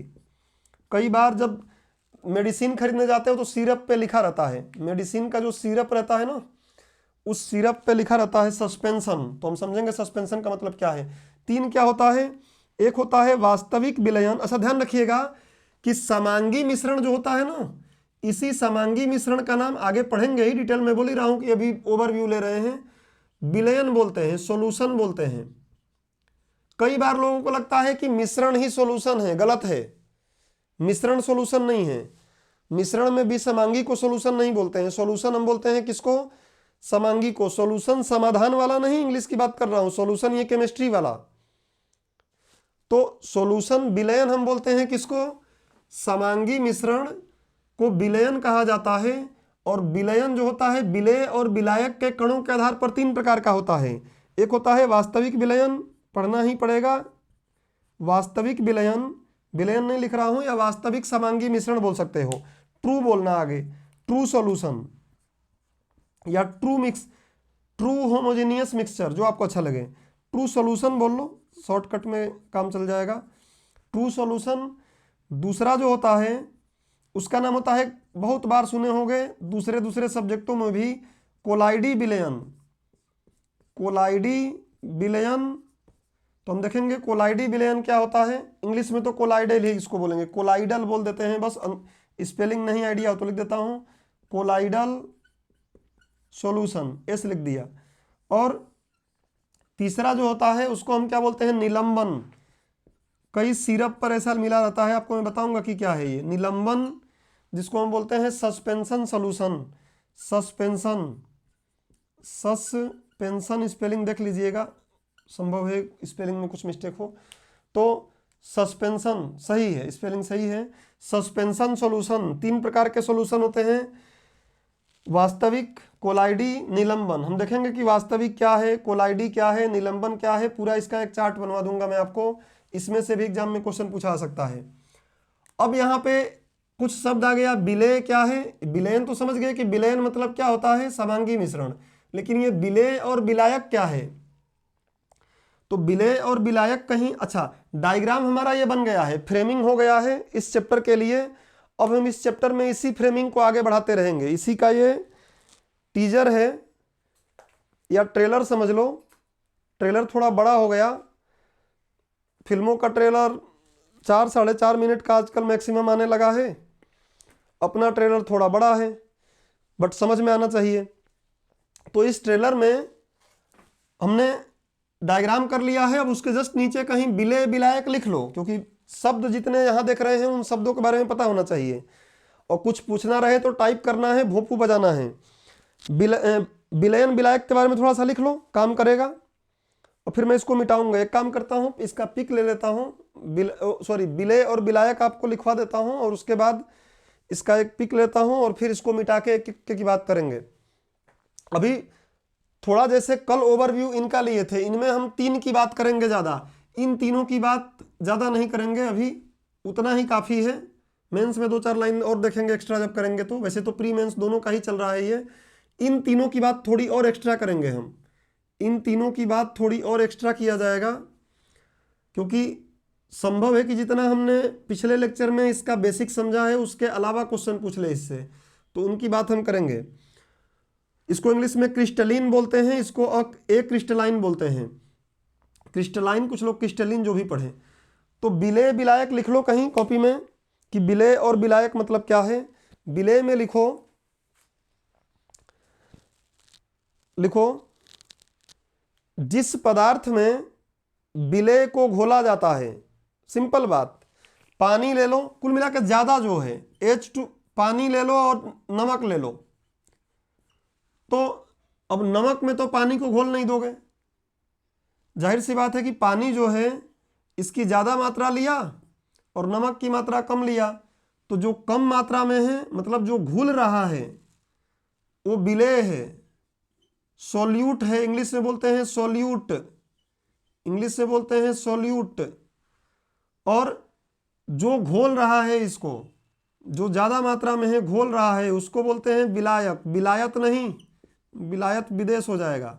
विलायक soluble, sorry solvent, solvent English से बोलते हैं सॉल्वेंट। तो विलेय लिख लो। विलेय का मतलब क्या है? जिसे घोला जाता है, जिसे घोला जाता है तथा जिसकी मात्रा कम होती है वो विलेय होता है। जिसे घोला जाता है तथा जिसकी मात्रा कम होती है वो विलेय होता है। और विलायक में लिख लो जिसमें विलेय को घोला जाता है, जिसमें विलेय को घोला जाता है और जिसकी मात्रा ज्यादा होती है उसे सॉल्वेंट कहते हैं, उसे विलायक कहते हैं, उसे विलायक कहते हैं। तो अभी आप लोग मुझे ये बताओ कि ये फ्लो चार्ट बना लिए हो या समय देना है?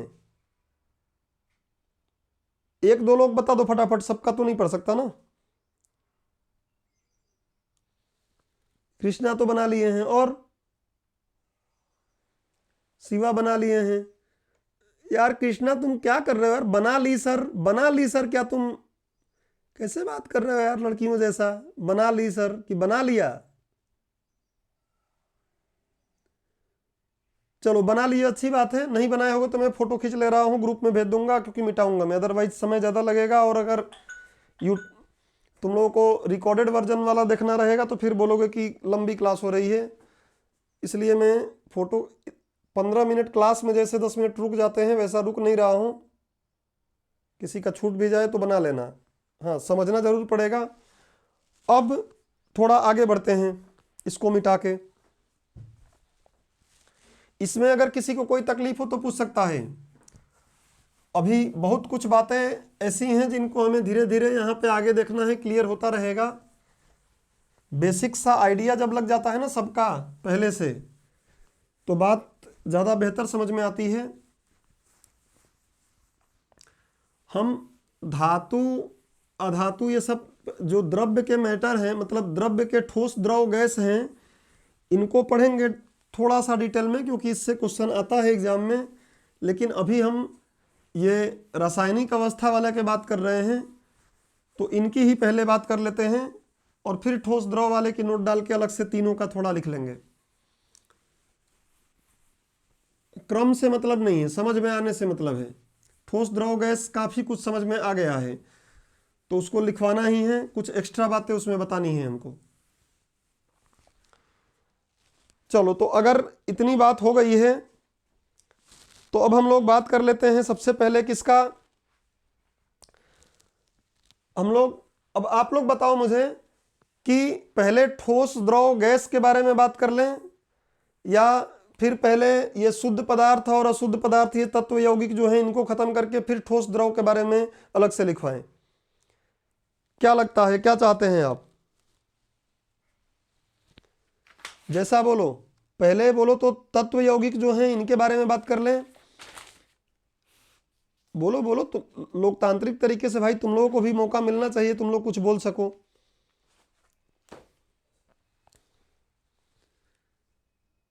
शुद्ध अशुद्ध बोल रहे हैं शिवा।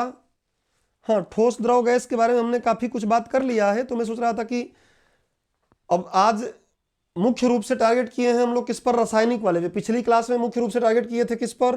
पदार्थ की 6 अवस्थाओं पर, भौतिक अवस्थाओं पर, और उनके बारे में फिर भी काफी याद किए थे, पढ़ लिए हैं। लास्ट के 3 वालों का तो इतना ही काफी है आपके लिए, लेकिन शुरू के जो 3 हैं उसमें थोड़ी और गहराई है। मतलब हमारे एग्जाम की प्रकृति के हिसाब से मैं बोल रहा हूं कि कुछ और चीजें वो पूछ सकता है, इसलिए हमें उसको थोड़ा ठोस द्रव गैस के बारे में एक्स्ट्रा और करना पड़ेगा। बट जब बात हम लोग रासायनिक आधार पे आ गए हैं, तो पहले रासायनिक को खत्म कर लेंगे, फिर उसको अब डबल से लेकर आएंगे।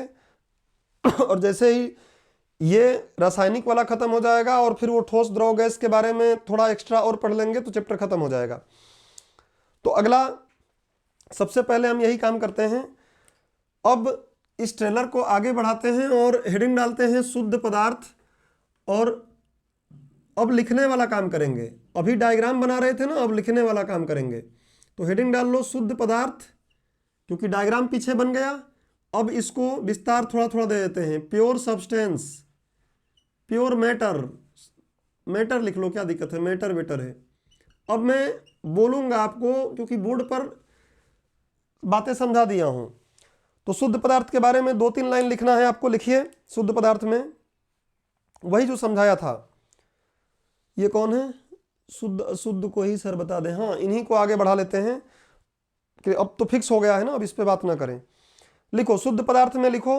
अब बोलूंगा, समझा चुका हूं ना, तो अब क्लास में बोल के लिखवाऊंगा। लिखो, आपके पास नोट्स भी प्रॉपर रहें, केवल ये ना लगे कि समझा के छोड़ दिया गया है। लिखो, वे पदार्थ, शुद्ध पदार्थ में लिखना है, वे पदार्थ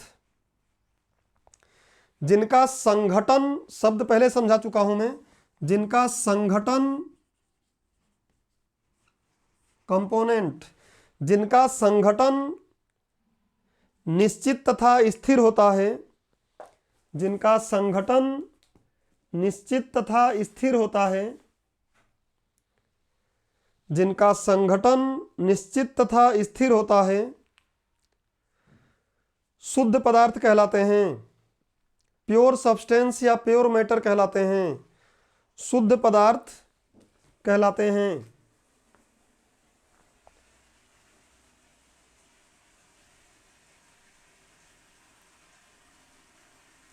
लिखो, शुद्ध पदार्थों को भी, शुद्ध पदार्थों को भी, शुद्ध पदार्थों को भी तत्व और यौगिक के रूप में वर्गीकृत किया जा सकता है। शुद्ध पदार्थों को भी तत्व और यौगिक के रूप में, शुद्ध पदार्थों को भी तत्व और यौगिक के रूप में वर्गीकृत किया जा सकता है। शुद्ध पदार्थों को भी तत्व और यौगिक के रूप में वर्गीकृत किया जा सकता है।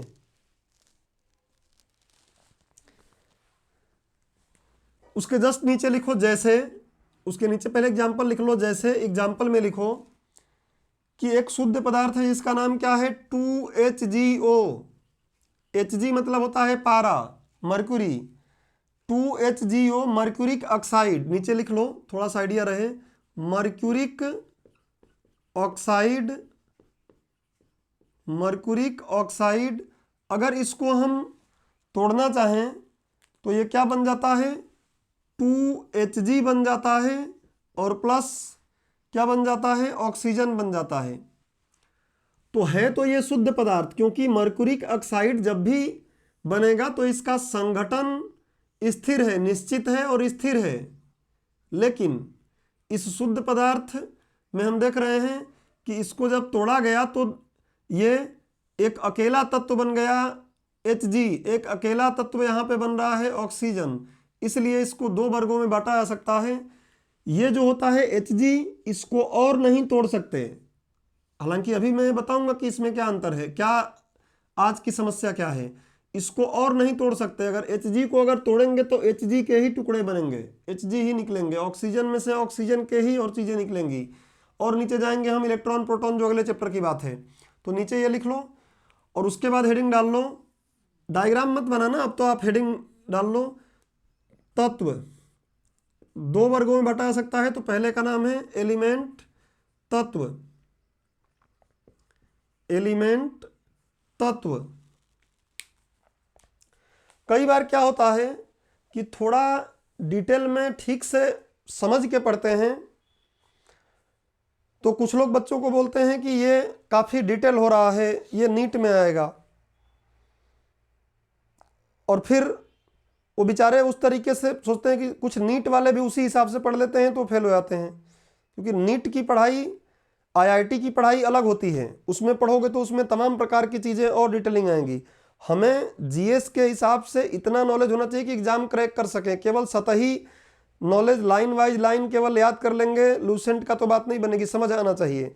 तो यहाँ थोड़ा आपको एक बात मैं समझा रहा हूँ, उसको समझना। हालांकि जो विशेष हमने सामान्य अध्ययन क्या है, मैं आपको क्लास में जब शुरू के डेमो लगते हैं तो डेमो की क्लास में यही सब बताता हूँ कि विज्ञान क्या है, सब्जेक्ट क्या है, विशिष्ट ज्ञान क्या है, सामान्य ज्ञान क्या है, ज्ञान क्या है, सामान्य अध्ययन जो हम कर रहे हैं उसका मतलब क्या है।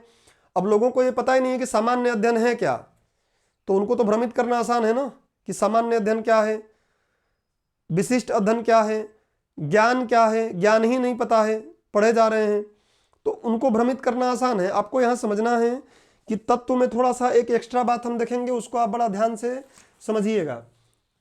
देखो, तत्व की हम दो परिभाषा जो उधर बता रहे थे ना, उसी तरीके से दो परिभाषा लेंगे। इन दोनों में संशोधन हुआ समय के साथ, इसी कारण। तो एक ब्रिटेन का वैज्ञानिक था, आपको ऐसे ही डायग्राम, तत्व का हेडिंग डाल के डायग्राम बनाना है। यौगिक अलग से लिखेंगे, यौगिक के लिए इधर डायग्राम नहीं बनाना है कॉपी में। आप केवल तत्व का हेडिंग डालो, उसमें से दो तीर निकालो, बस मारना मत तीर निकालो किसी को। तो ब्रिटेन का वैज्ञानिक है और उस वैज्ञानिक का नाम था रॉबर्ट बायल। रॉबर्ट बायल। आपको ऐसे लिखना है कि अंतर क्या मिल रहा है, अभी समझा रहा हूं।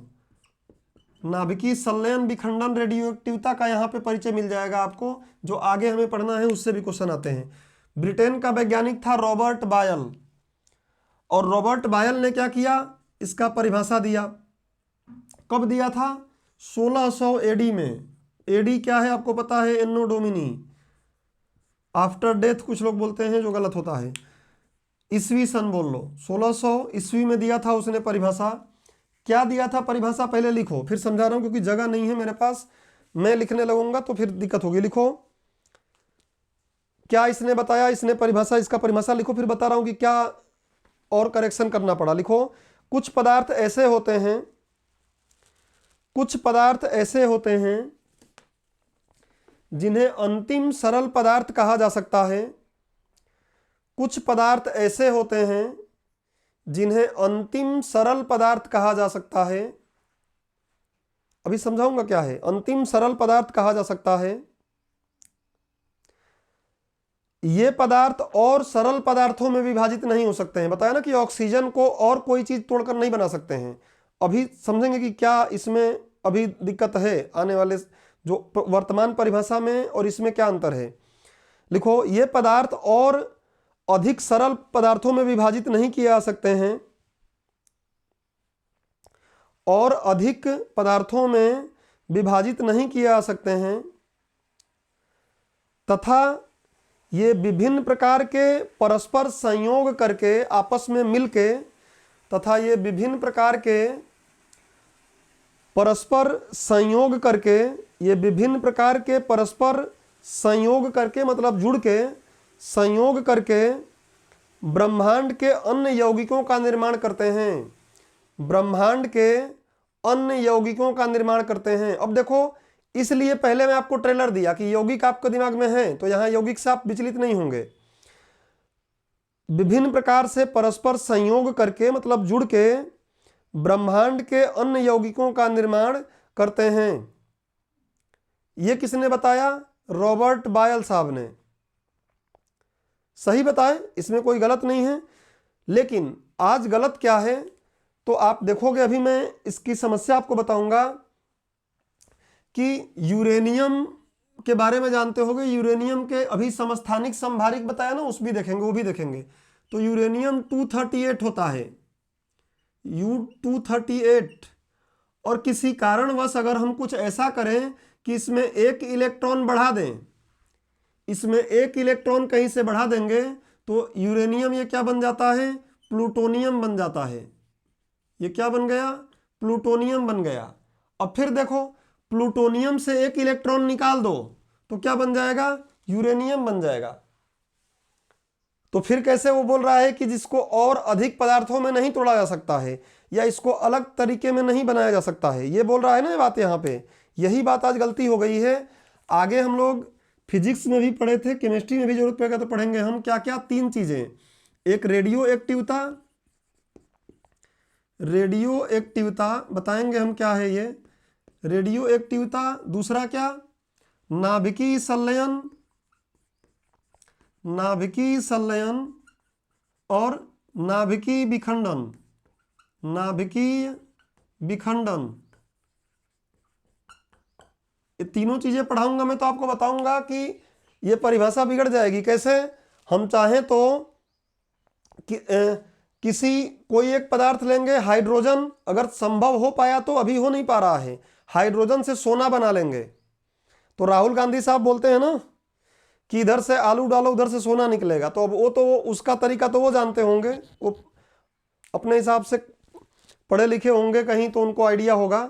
लेकिन मैं जो बोल रहा हूं कि हाइड्रोजन से सोना बना लोगे, हाइड्रोजन से हीलियम बन सकता है ना, जुड़ जुड़ के, संलयन होके। तो हाइड्रोजन से जुड़ जुड़ के क्या बन जाएगा? सोना बना सकते हो अगर संलयन कर पाए तो। और उधर क्या करोगे? जो सबसे अधिक परमाणु भार, में शब्द ऐसा यूज नहीं करना चाहता कि आपको दिक्कत हो। परमाणु भार, परमाणु द्रव्यमान, ये क्या होता है पढ़ा लूंगा तभी बताऊंगा, बस समझा रहा हूं कि नाभिकीय विखंडन, नाभिकीय संलयन, रेडियो एक्टिवता कुछ ऐसी चीजें हैं कि इनसे और भी चीजें हम बना सकते हैं। यूरेनियम को तोड़ तोड़कर अगर वो टूटने लगे, अगर उसके अणुओं को, उसके इलेक्ट्रॉनों को, प्रोटॉनों को कम करना शुरू किया हमने, विखंडन करना शुरू किया, तो उसके विखंडन से धीरे धीरे और जी चीजें बनने लगेंगी। उससे हाइड्रोजन भी बन सकता है, संभव हो पाया तो। और कुछ भी इम्पॉसिबल नहीं है। जिस दिन किसी ने बोला होगा कि एक मोबाइल लेंगे और यहां से अमेरिका में बात कर लेंगे, उस दिन उसको पागल घोषित कर दिया गया होगा। और जब भी कुछ अच्छा काम करने जाओगे, आपको लोग पागल ही पहले बोलेंगे। अगर अच्छा कर रहे हो, तब ठीक ठाक काम कर रहे हो, तो पहले पागल बोले जाओगे। भूगोल में वेगनर का नाम सुने होंगे, जब उसने बोला कि पूरे पृथ्वी के जितने भी महाद्वीप हैं वो सारे महाद्वीप आपस में जुड़े थे, तो उसके गांव वाले बोलने लगे कि पी लिया है दिन में ही, दिन में ही ये पी के आ गया है, भगाओ इसको। और बाद में वही सही हो गया, प्रमाण मिल गई। तो कुछ अच्छा करोगे, रियल में अच्छा कर रहे हो, तो हो सकता है कि विरोध होगा उससे। तो ध्यान रखिएगा कि ये संभव है। ये बात शायद आप लोग नहीं सुने होंगे, और ये 11वीं 12वीं में टीचर या छोटी क्लासों में टीचर नहीं पढ़ाते। हमें यहाँ पे इन चीज़ों के बारे में जानना है, तो इसलिए मैं परिभाषा को, क्या कारण है कि परिभाषा में इस तरीके से बता रहा हूँ कि आप एग्जैक्ट बात समझो। अगर इंटरव्यू में कोई साइंस वाला टीचर बैठ गया है और गलती से इस टॉपिक में पकड़ में आ गए, आप तत्व पर ही पकड़ में आ गए, और वो साइंस का टीचर है, प्रोफेसर है साइंस का, स्पेशली केमिस्ट्री या फिजिक्स का, तो फिर आपको यहाँ पे उलझन हो जाएगी। और आप अगर फिजिक्स से पढ़े हुए हैं, आप केमिस्ट्री से पढ़े हुए हैं कॉलेज, तब और सोने पर अभागा हो जाएगा। सुहागा नहीं बोलेंगे उसको, सोने पर अभागा हो जाएगा, फिर और तकलीफ हो जाएगी। ठीक है, सॉरी सॉरी बोल के हालत खराब हो जाएगी। इसलिए, और ऐसा नहीं कि विशिष्ट अध्ययन है, जीएस है, मैं बताया था ना कि 6ठी से 12वीं तक की चीज़ें जो पढ़ रहे हैं वही हमको एग्जाम में आनी है, जीएस में कहीं भी, और उन्हीं छोटी क्लासों में लिखा है। कहीं मैं बीएससी एमएससी की बात नहीं कर रहा हूँ। देखिए बढ़ते हैं आगे। तो रॉबर्ट जो बायल ने क्या बोला ये देख लिए हम। अब लिखो लैवासिये ने क्या किया। इधर लिखोगे लैवासिये, लैवासिये का संशोधन। लैवासिये ने इसी बात को थोड़ा संशोधित करके बोला। स्पेलिंग संशोधन का मुझे लग रहा है गलत हो गया, सही कर लेना, संशोधन ये रहेगा। तो लिखो लैवासिये का संशोधन, कि लैवासिये ने इसी बात को कैसे बोला। परिभाषा बोल के लिखवाऊंगा, बोर्ड पे नहीं लिखूंगा, लिखिए, क्योंकि फिर मार्कर में इंक भी डालना पड़ेगा। लिखिए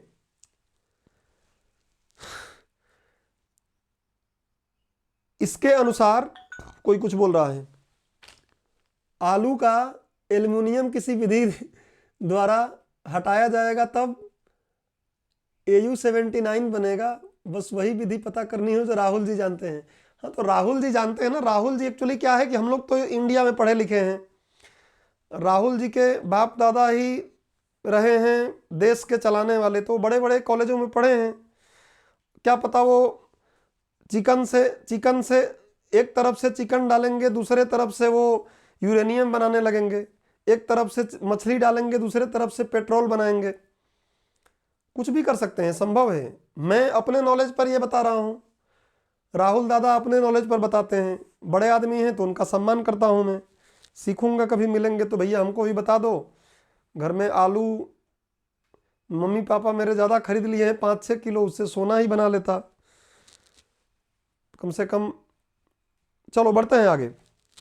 लिखो ये लैवासिये साहब क्या बोल रहे हैं, टॉपिक को बढ़ाएं आगे।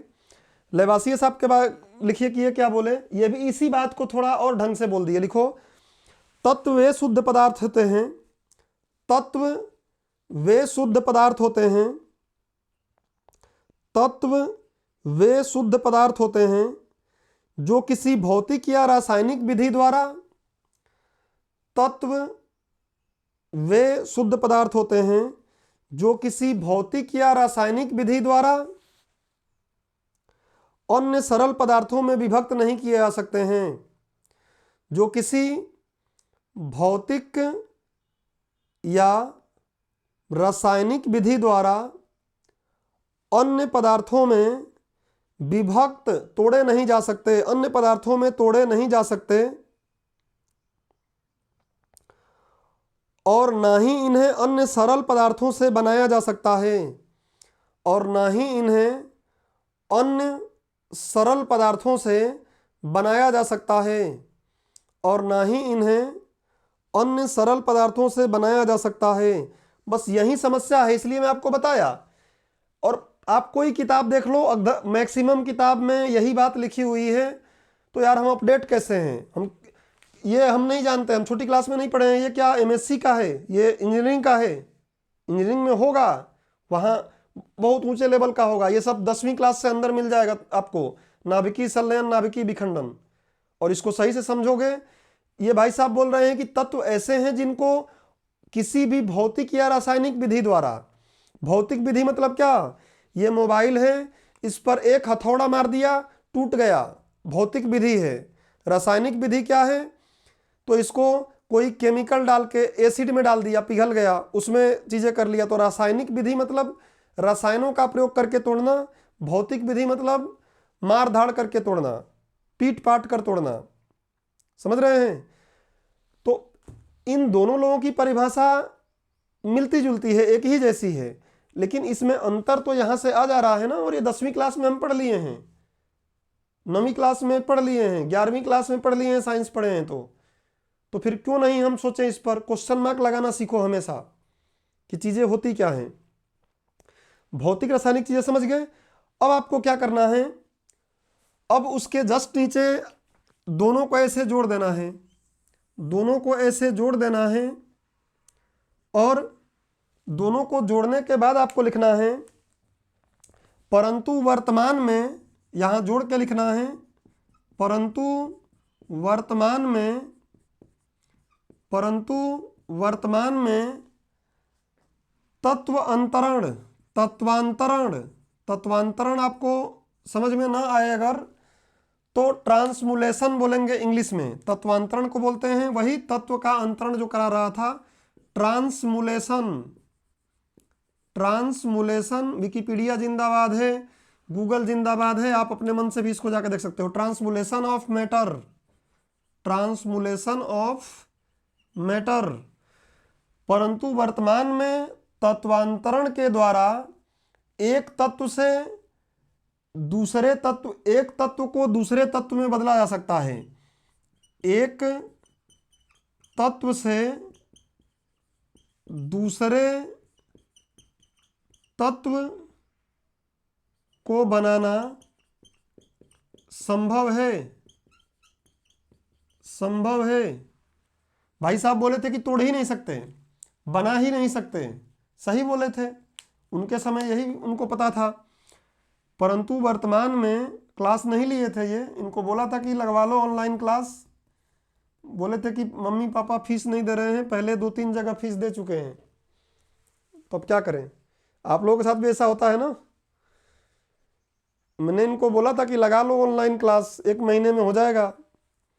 बोले यार कई जगहों पर फीस, 3-4 जगह कोचिंग कर लिया हूँ, अब घर वाले फीस दे नहीं रहे हैं।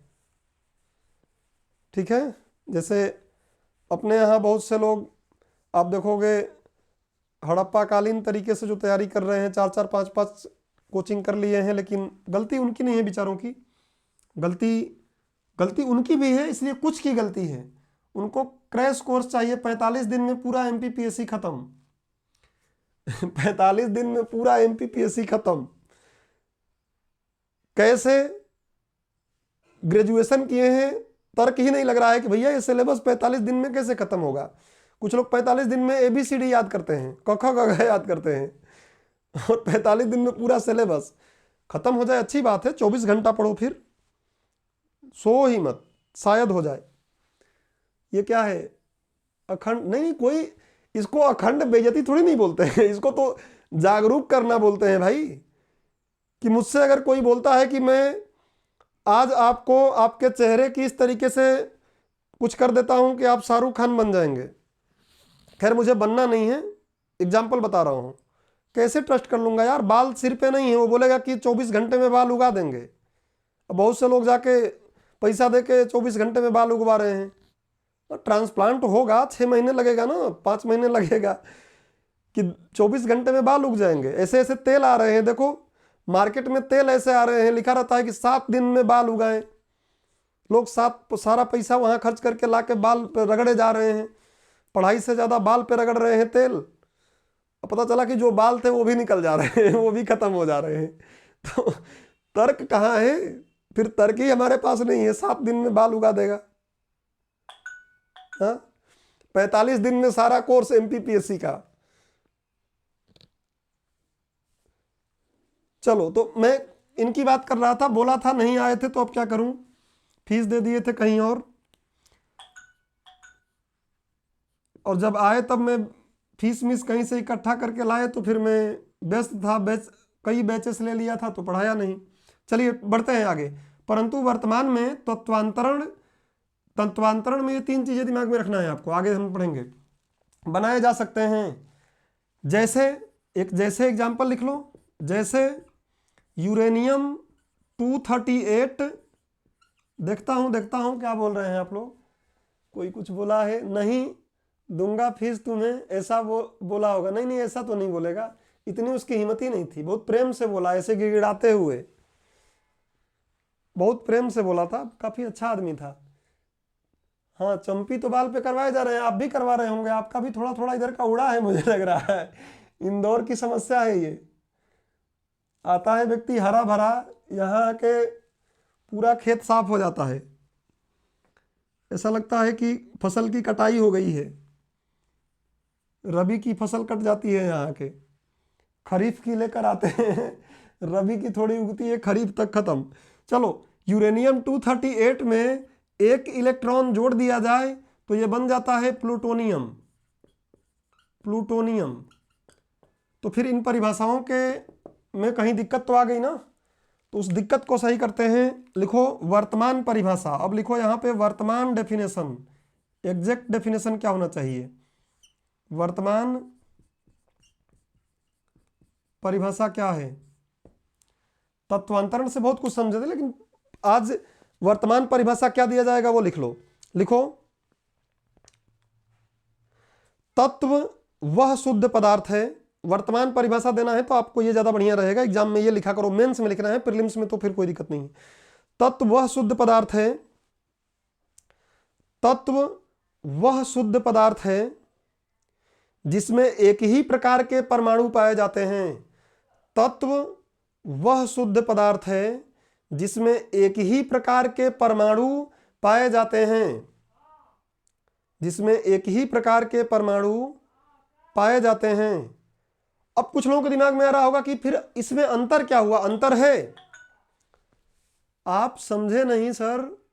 सेंट्रीफ्यूगल, सेंट्रीपिटल दूंगा तुम्हें। अच्छा, अरे अब समझ गया।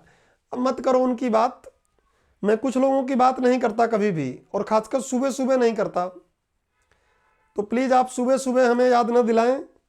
मैं क्षमा प्रार्थी हूं इसके लिए, जो आपकी बातों को एक्सेप्ट नहीं कर रहा हूं। सुबह सुबह याद नहीं करता कुछ लोगों को, मैं उनको एक समय के बाद याद करता हूं, और वो आप समझ पा रही होंगी, बाकी क्लास के बच्चे नहीं समझ पा रहे होंगे। उम्मीद करता हूं कि वो व्यक्ति समझ रहे होंगे, बट वो न समझे तो ज़्यादा बढ़िया है। टॉपिक पे चलें। परिभाषा में क्या अंतर है भैया? मैंने बोला कि यूरेनियम से प्लूटोनियम तो बना लोगे, कोई दिक्कत नहीं है तत्वांतरण से, लेकिन अगर यूरेनियम तत्व है, डेफिनेटली है, तो यूरेनियम में केवल यूरेनियम ही मिलेगा। यूरेनियम में अलग प्रकार के परमाणु नहीं मिलेंगे। ध्यान रखिएगा, आगे हम पढ़ेंगे अणु और परमाणु। ये क्या है? तत्व जो होता है, तत्व कई अणुओं से मिलकर बना होता है, और एक अणु कई परमाणुओं से मिलकर बना होता है। फिर हम देखेंगे परमाणु के अंदर जाएंगे तो परमाणु के अंदर हमको नाभिक मिलता है, परमाणु के नाभिक के बाहर हमको इलेक्ट्रॉन मिलता है। तो ये कहानी मैं करूंगा बाद में, थोड़ा धैर्य रखिए। परमाणु समझ लीजिए, परमाणु छोटा सा भाग है तत्व का, तो इसमें जितने परमाणु मिलेंगे सारे परमाणु क्या रहेंगे? यूरेनियम के, यूरेनियम के, यूरेनियम के। ढूंढते रह जाएंगे कि कोई और परमाणु मिल जाए, नहीं मिलेगा। ऑक्सीजन के परमाणु, ऑक्सीजन ले लिया तत्व, ऑक्सीजन को कितना भी ढूंढते रह जाओ, उसके परमाणु उसमें सिर्फ ऑक्सीजन ऑक्सीजन ऑक्सीजन ही मिलेगा। इस परिभाषा में अभी तक कोई समस्या नहीं दिख रही है। मेंस में कभी भी आता है आपको 3 नंबर में लिखने के लिए, कुछ भी बड़ा नहीं करना है, परिभाषा ये लिखना है कि आधुनिक रूप से, चाहो तो एक देना कि चूंकि तत्वांतरण के माध्यम से एक तत्व से दूसरे तत्व में परिवर्तित करना संभव है, अतः वर्तमान परिभाषा के अनुसार तत्व ऐसे पदार्थ हैं जिसमें केवल एक ही प्रकार के परमाणु पाए जाते हैं। बोलो भैया, सबको समझ में आया? और क्लास लग रही है ना कि पहले भी पढ़े होंगे, ऐसा नहीं कि पहले नहीं पढ़े हैं। आप लोगों में से भी कुछ लोग चौथी बार पढ़ रहे होंगे साइंस, 5वीं बार पढ़ रहे होंगे साइंस, तो एक ही बार पढ़ लो ना यार। इसलिए तो मैं बोलता हूं कि बार बार फीस और समय लगाने से बेहतर है कि एक बार फीस भी लगाओ, एक बार समय लगाओ। 1.5 साल का समय, 1.25 साल का समय घर से लेकर आओ, ढंग से पढ़ो, उसके बाद कहीं भी रह के पेपर दो। किसी कोचिंग की, किसी टीचर की आवश्यकता नहीं पड़ेगी, सब बात समझ में आएगी। न्यूज़पेपर पढ़ोगे वो भी समझ में आएगा। सब्जेक्ट अगर इकोनॉमिक्स पढ़ लिए ढंग से, न्यूज़पेपर सब समझ में आएगा। पॉलिटी पढ़ लिए, न्यूज़पेपर समझ में आएगा। तो सब कुछ करंट की चीज़ें समझ में आएंगी, किसी टीचर की आवश्यकता नहीं पड़ेगी। टॉपिक पे आगे बढ़ते हैं। तत्व के बारे में मुझे लगता है कि आप लोग समझ गए हैं, लेकिन अब थोड़ा सा फैक्चुअल बात पाएंगे हम लोग। तो अभी तत्व को समझने का प्रयास किए, अब तत्व को थोड़ा सा फैक्चुअल आते हैं। तो अब नीचे आके लिखिए, वर्तमान में फैक्ट लिखना है। एक काम करो, नीचे लिखो फैक्ट, तथ्य। पढ़ने में आसानी रहेगा, और जब लगभग 1.5 घंटे की क्लास हो जाएगी तो बता देना, फिर अगले दिन इसके आगे बढ़ाएंगे। पढ़ना तो हमें ढंग से ही है, तो वो समय के हिसाब से नहीं चलना है, पीपीटी चल नहीं रही है। जितना हो जाए, 1.5 घंटे के आसपास क्लास हो जाए तो बताना। हो गई सर, 1.5 घंटे हो गया है, 15 मिनट और पढ़ लेते हैं। फिर क्या 15 मिनट पढ़ना है?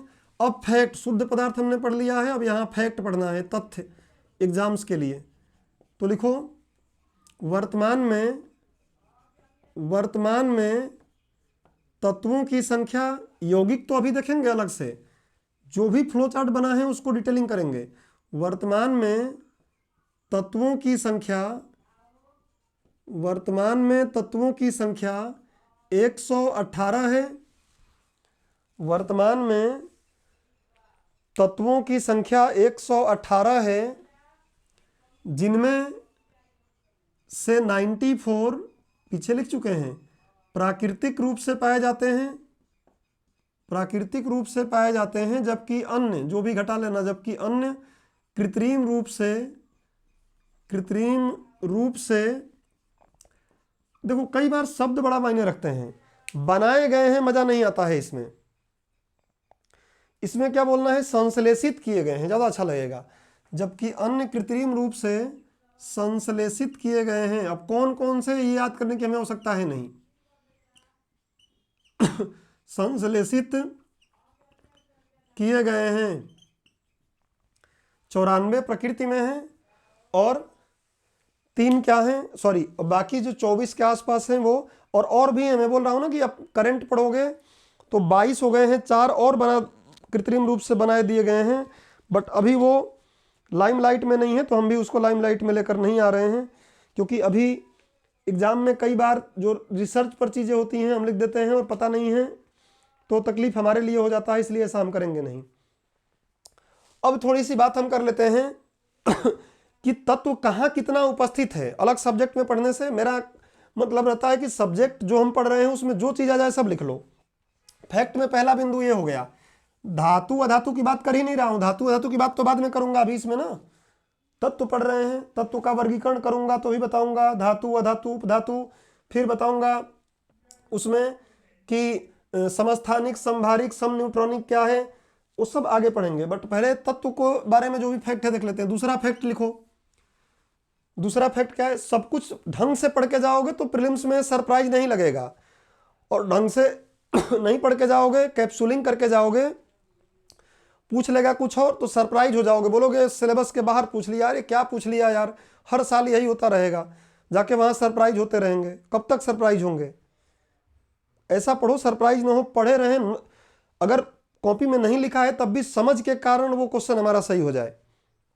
तो लिखिए, भूपर्पटी में उपस्थित तत्व, भूपर्पटी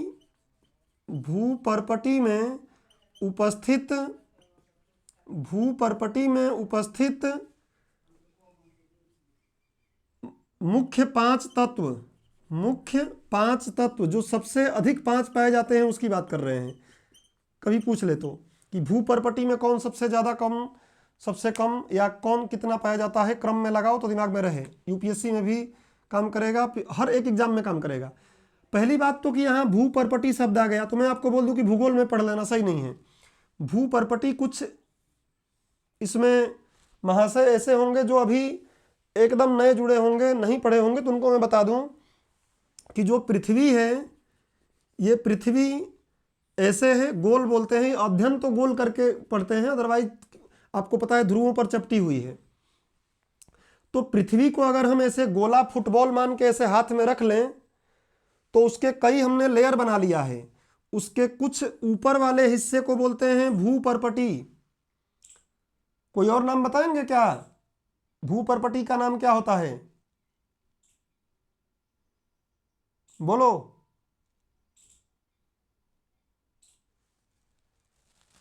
कोई बहादुर? क्रस्ट, बढ़िया। भूपर्पटी क्रस्ट बोलते हैं, ध्यान रखिए, क्रस्ट। और क्रस्ट 2 होते हैं, एक होता है ऊपरी क्रस्ट, एक होता है निचली क्रस्ट। इसी में एस्थीनोस्फीयर आता है, वो आप भूगोल में पढ़ोगे। फिर इसके नीचे क्या आता है? मेंटल। मेंटल भी 2 होता है, ऊपरी मेंटल, निचली मेंटल, 2 मेंटल होते हैं। बीच बीच में इसके जो अलग करने वाले जगह होते हैं उनका अलग अलग नाम है, सांतत्य बोलते हैं। और सबसे नीचे जो मिलता है उसको हम बोलते हैं क्रोड। छोटी क्लास में ही पढ़े होगे क्रोड, पृथ्वी का क्रोड, 10वीं क्लास के साइंस में। क्रोड भी 2 होता है, एक ऊपरी क्रोड, एक निचली क्रोड। तो मैं भूपर्पटी की बात क्या कर रहा हूं? पृथ्वी के सबसे ऊपरी सतह को, मतलब क्रस्ट का भी ऊपर वाला हिस्सा जो लगभग 20-30 किलोमीटर यहाँ पे है, उससे भी ऊपर, मतलब अच्छा ध्यान रखो, भूपर्पटी और मृदा में अंतर है, मिट्टी में अलग है। मिट्टी तो और भी ऊपर होती है। भूपर्पटी, ऊपरी भूपर्पटी का भी बहुत छोटा सा हिस्सा मिट्टी है। और मिट्टी भी अलग अलग जगहों पे, कहीं मोटी कहीं पे पतली होती है, वो आप मिट्टी पढ़ते हैं। तो तो ये सब छोटी छोटी बातें हमको नहीं पता रहती है ना, तो हमको तैयारी करते समय समझ में नहीं आता है, और इतना बेसिक से टीचर जाते नहीं है, आप नहीं सोचते हो तो बात बनती नहीं है। भूपर्पटी तो पूरा है जिसमें ऊपरी निचला क्रस्ट जो हम बोल रहे हैं, लेकिन मृदा क्या है, हम यहां पर स्पेशली भूपर्पटी की बात कर रहे हैं, लेकिन मृदा मिट्टी की बात आएगी तो मिट्टी ऊपर का कुछ हिस्सा है, जरा सा हिस्सा है ऊपर का भूपर्पटी, ऊपरी भूपर्पटी का। तो पृथ्वी के 3 खंड किए गए हैं, क्रस्ट, मेंटल और कोर। क्रस्ट भी 2 हैं, मेंटल भी 2 है, कोर भी 2 है, या क्रोड बोलते हैं जो आपको अच्छा लगे। तो भूपर्पटी आप समझ गए, मतलब ये ऊपरी हिस्सा की बात कर रहे हैं हम। अब आप बोलोगे कि सर ये ऊपरी हिस्सा पढ़ने का मतलब क्या है, इसलिए है क्योंकि अक्सर ऊपरी हिस्से में ही खुदाई करके हम सोना चांदी निकालते हैं, इसलिए ऊपरी हिस्सा के बारे में बात कर रहे हैं। अभी तक मैक्सिमम खुदाई कितनी हुई है अफ्रीका में, 11 से 12 किलोमीटर नीचे तक बस। तो हम बहुत करते हैं तो ऊपरी भूपर्पटी पर ही रह जाते हैं, ऊपरी क्रस्ट पर ही रह जाते हैं। तो किसी चीज को पढ़ने का कुछ कारण होता है कि क्यों पढ़ते हैं, यह भी आपको सोचना चाहिए। तो यहां पर हम भूपर्पटी में तत्व क्यों ढूंढ रहे हैं, क्योंकि भूपर्पटी में ही मृदा हमारी है, उसमें तत्व जो पाए जाएंगे आइडिया होना चाहिए। तो भूपर्पटी में 5 तत्व कौन कौन से पाए जाते हैं, लिखो फटाफट। नंबर 1 ऑक्सीजन, सबसे पहले ऑक्सीजन, ओ लिख रहा हूं सिंबल इसका, लगभग 46 से 47%, 46.7%, कुछ बोल रहा है 16 किलोमीटर। हाँ, उसकी अपन बात नहीं कर रहे हैं, मैं वही बोल रहा हूं ना कि मैं आपको एग्जैक्ट फिगर कि कितना किलोमीटर, क्या एस्थीनोस्फीयर क्या होता है। एस्थीनोस्फीयर थोड़ा सेमी लिक्विड जैसा रहता है, सेमी सॉलिड जैसा रहता है, ऊपर वाला पूरा सॉलिड है। समुद्र में जाओगे तो यही भूपर्पटी देखोगे तो कम मिलेगी, और मतलब कम मोटी रहेगी। समुद्र के अंदर, समुद्र के तल पर नीचे जाएंगे तो जो महाद्वीप है उसमें मोटी रहेगी। ये अलग सब्जेक्ट की बात है ना, तो वहां की बात करेंगे, वो आप दिमाग में रखो। मैंने सिर्फ आपको एक चिंगारी लगा दिया कि दिमाग में आप उसको जला लें। ऑक्सीजन लगभग, अच्छा कितना परसेंट याद करने की जरूरत नहीं है, कितना परसेंट मुझे नहीं लगता कि एग्जाम में पूछेगा, और पूछ लेगा तो खैर बता ही रहा हूं। दूसरे नंबर पे है कार्बन, कार्बन है लगभग 18%, कार्बन है लगभग 18%। हाइड्रोजन है तीसरे नंबर पर लगभग 9.5%, 100% में लगभग 9.5%। नाइट्रोजन है 3%, कैल्शियम है 1.5%। नाइट्रोजन है 3%। अब कुछ लोग बोलेंगे गलत पढ़ा रहे हैं यार, वायु में 78% नाइट्रोजन है, तो वायु में होता है ना। मैं बोलूं कि मेरे पास 100 रुपए है, बोलो नहीं नहीं आपके पापा के पास तो रेंज रोवर है, अरे तो उनके पास है ना, मेरे पास तो उतना ही है, समझ रहे हैं ना। वायु में 78% है, अलग बात है। यहां पर तो नाइट्रोजन कितना है, 3% है, और कैल्शियम 1.5% है। कैल्शियम 1.5% है, इतना दिमाग में रखना है।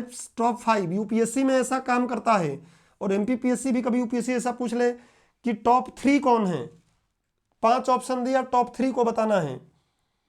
तो इस तरीके से कम 5 याद रखो। और एक बात ध्यान रखना कि सबसे कम जो होती है भूपर्पटी में, सबसे कम अगर कुछ होता है, सबसे कम जो तत्व पाया जाता है भूपर्पटी में, उसका नाम है एस्टेटीन। एस्टेटीन आगे थोड़ा बहुत पीरियोडिक टेबल के बारे में चर्चा करेंगे तो देखेंगे। एस्टेटीन, अरे यार मैं 10 लिख दिया। एस्टेटीन सबसे कम मात्रा में पाया जाता है, पूरे पृथ्वी में नहीं भैया, भूपर्पटी में, ध्यान रखिएगा। अब लिखो पूरी पृथ्वी में, पूरे पृथ्वी में, अगला फैक्ट, तीसरा फैक्ट, पूरे पृथ्वी में, पूरे पृथ्वी में तत्वों का हिस्सा क्या है, तो सबसे ज्यादा आयरन, सबसे ज्यादा लौह, लोहा, Fe, आई मत बोलना, आई आयोडीन होता है। सबसे ज्यादा लोहा है 35%, और ज्यादा लोहा कहाँ है, क्रोड में है, पिघले हुए, और भी धातुएं हैं क्रोड में। तो ऑक्सीजन 30% है, ऑक्सीजन नंबर 2 पे है 30%। उसके बाद सिलिकॉन है, सिलिकॉन है, अरे यार एक चीज मिस्टेक हो गई, कोई बोला भी नहीं, ये परसेंटेज यहां गड़बड़ हो गया मुझसे, एक बात यहां गड़बड़ हो गई। नंबर 2 पे सिलिकॉन होता है, सॉरी, इतनी बात के लिए क्षमा चाहता हूं, जल्दबाजी में क्लास खत्म करने के चक्कर में ऐसा हो गया, सही कर लो। अब वो जल्दबाजी में क्लास क्या है, लंबी हो रही है, तो सोच रहा था कि क्लास खत्म हो जाए, तो फर्स्टली मैं आपको स्वस्थ शरीर का बता दिया। भूपर्पटी में ऑक्सीजन 46-47%, सिलिकॉन 27%। बदलना पड़ेगा आपको, काटना पड़ेगा। 27-27.7% सिलिकॉन होता है। मुझे भी लग रहा था यार ये कुछ अजब सी चीज़ें हैं। उसके बाद एल्युमिनियम है, केवल नाम लिख लो, परसेंटेज हटाओ। एल्युमिनियम लिख लो। एल्युमिनियम के बाद उसमें मिलेगा आयरन, और आयरन के बाद कैल्शियम। एल्युमिनियम के बाद आयरन, आयरन के बाद कैल्शियम। परसेंटेज लिख सकते हैं बट जरूरत नहीं है, परसेंटेज छोड़ो। कैल्शियम 3.5% होता है और 5% आयरन होता है। कैल्शियम 3.5% होता है, आयरन कैल्शियम 3.5% और आयरन 5%। ये देखो यही फैक्ट है, फैक्ट दिमाग से निकलते हैं तो फैक्ट आपको प्रीलिम्स में रट्टा मारना पड़ता है। परसेंटेज नहीं पूछेगा, या देखना है कि भूपर्पटी में oxygen, then silicon, then aluminium, फिर आयरन, फिर कैल्शियम, ये मिलता है। ये दिमाग में रखेंगे। पीछे जो मैंने बताया पिछले 5 मिनट पहले, प्लीज उसको सही कर लीजिएगा। और कोई उसको देख के मत तय कर लेना अरे यार ये तो इसको आता ही नहीं है, वो जल्दबाजी में क्लास खत्म करने के चक्कर में हो गया। तो उसको ध्यान रखेंगे आप कि भूपर्पटी में oxygen, silicon, aluminium, iron, calcium, ये टॉप 5 होते हैं। सबसे कम एस्टेटिन होता है। अब बात करो संपूर्ण पृथ्वी में। संपूर्ण पृथ्वी में लोहा है 35%, उसके बाद ऑक्सीजन है 30%, सिलिकॉन है 15%। सिलिकॉन वहाँ भी ज़्यादा है, सिलिकॉन 15% के आसपास टोटल पृथ्वी में पाया जाता है। उसके बाद मैग्नीशियम 13% पाया जाता है। ये फैक्ट है, सबको याद करना पड़ता है। हमें भी एग्जाम से पहले या जब पढ़ाना रहेगा तो उसके पहले देखना पड़ेगा। 13%। और निकिल होता है 2.5%। निकिल कहीं 2.4%, कहीं 2.5%। तो एकदम कसम खाकर नहीं बोला गया है, लगभग इसके होते हैं। तो पूरे पृथ्वी में लौह, ऑक्सीजन, सिलिकॉन, मैग्नीशियम, निकिल, ये टॉप 5 होते हैं, आपको दिमाग में रखना है। और एक और लिख लो फैक्ट में, क्या पूछना चाहेगा, जो भी पूछेगा हम बता पाएंगे। फैक्ट में तीसरी बिंदु लिखो, एक स्वस्थ शरीर में, एक स्वस्थ मानव शरीर में, दिख रहा है ना यहाँ, हाँ, एक स्वस्थ मानव शरीर में, पिछला वाला मानव शरीर वाला मिक्स हो गया था। एक स्वस्थ मानव शरीर में क्या रहता है, आप लोगों में नहीं होगा ऐसा, आप लोग अस्वस्थ हो। संतुलित आहार पढ़ाया हूँ, आहार, पोषण और पोषक तत्व पढ़ लेना। उसमें बताया था कि संतुलित आहार क्या होता है, मिलता ही नहीं है, तो आप लोग स्वस्थ शरीर शायद नहीं होंगे। स्वास्थ्य क्या है, पिछले बार के मेंस में पूछा था, स्वास्थ्य क्या है, हमको ये नहीं पता रहता है स्वास्थ्य क्या है। मेंस के लेक्चर में पढ़ाया गया है पूरा, स्वास्थ्य क्या है, रोग क्या है, सिंड्रोम क्या है, उपचार क्या है, निदान क्या है, और किस तरीके से क्या चीज़ें, पूरी डिटेलिंग उसमें प्रतिरक्षा तंत्र के बारे में कराया गया था, जो पेपर 2 को भी आप आसानी से कवर कर लेंगे पेपर 3 के माध्यम से। उसके बाद एक स्वस्थ शरीर में ऑक्सीजन 65% होता है। एक स्वस्थ शरीर में ऑक्सीजन 65% होता है। दूसरे नंबर पे हमारे शरीर में होता है कार्बन 18%। कार्बन 18%। सारे परसेंट याद करना मुश्किल होगा बट लिखवा देता हूं मैं आपको, मत याद करना चलेगा, देख लेना एक बार। उसके बाद हाइड्रोजन 9.5%। हाइड्रोजन 9.5%।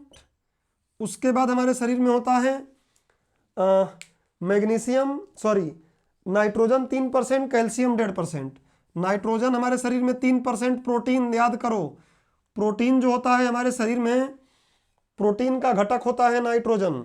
कार्बोहाइड्रेट में नाइट्रोजन नहीं होता, वसा में नाइट्रोजन नहीं होता। जो हमारे मैक्रो पोषक तत्व हैं, स्थूल पोषक तत्व हैं जिनकी ज़्यादा जरूरत होती है, कार्बोहाइड्रेट, वसा, प्रोटीन, उसमें प्रोटीन नाइट्रोजन ही होता है, उसमें नाइट्रोजन होता है। और कैल्शियम 1.5% होता है। कैल्शियम 1.5% होता है, आप दिमाग में रखोगे। तो तत्व के बारे में हमने अभी पढ़ लिया, तत्व के बारे में पढ़ लिया, तत्व का वर्गीकरण नहीं पढ़ा, समझ रहे हैं। तत्व के बारे में हमने पढ़ लिया, तत्व का वर्गीकरण नहीं पढ़ा। तत्व का वर्गीकरण अगले क्लास में पढ़ेंगे। इस क्लास को यहीं विराम देते हैं, चीज़ें समझ के ही पढ़ेंगे, आराम से पढ़ेंगे। आज की क्लास इसको यहीं रोकेंगे और अगली क्लास में जब हम लोग मिलेंगे, अगली क्लास में मिलेंगे। कुशवाहा जी स्वस्थ रहने कहाँ दे रहे हैं? अरे तो कुशवाहा जी रहने भी नहीं देंगे, उनको मैंने बोला है कि इनको स्वस्थ नहीं रहने देना है। अरे 8वीं या 10वीं क्लास के एनसीईआरटी में दिया है कि स्वस्थ रहने का मतलब क्या है। आपको रोग नहीं है इसका मतलब आप स्वस्थ नहीं हो, बड़ा अच्छे से समझाया है। आप लोगों को भेजा था ना पीडीएफ, छोटी क्लास में, 8वीं 9वीं क्लास में है, बड़ी क्लास तो दूर की बात है। खैर, इतनी बात आप दिमाग में रखें। अगले क्लास में मिलेंगे तो डायरेक्ट इसी के आगे तत्व का वर्गीकरण, धातु, अधातु, समस्थानिक, संभारिक पढ़ेंगे, फिर यौगिक पढ़ेंगे, यौगिकों के प्रकार पढ़ेंगे। ये चैप्टर ऐसे ही चलता रहेगा। 35 मिनट वाला चैप्टर नहीं है। 35 मिनट वाला मैं कभी नहीं बोलता हूं कि मैं 10 दिन में 5 दिन में आपका कोर्स कंप्लीट करा दूंगा, बाद में गाली खाना पड़ेगा। आप बोलोगे कि पैसा ले लिया, पढ़ाया, आया कुछ नहीं और समझ में भी कुछ नहीं आया। 8वीं क्लास का बच्चा हमको घर पे जा रहे हैं तो पढ़ा रहा है। विशेषज्ञता हासिल नहीं करनी है, सामान्य अध्ययन करना है। सामान्य अध्ययन की परिभाषा पता होनी चाहिए, जो मैं आपको बता चुका हूं। आप नाराज हो गए क्या सर कुशवाहा जी से, जिसके कारण आप मेंस की क्लास नहीं ले रहे हैं? नहीं, मेंस की क्लास लगेगी। मेंस की क्लास कल से करेंगे, कल से मेंस की। अब ये मेंस ही तो है यार, ये प्रीलिम्स थोड़ी नहीं है।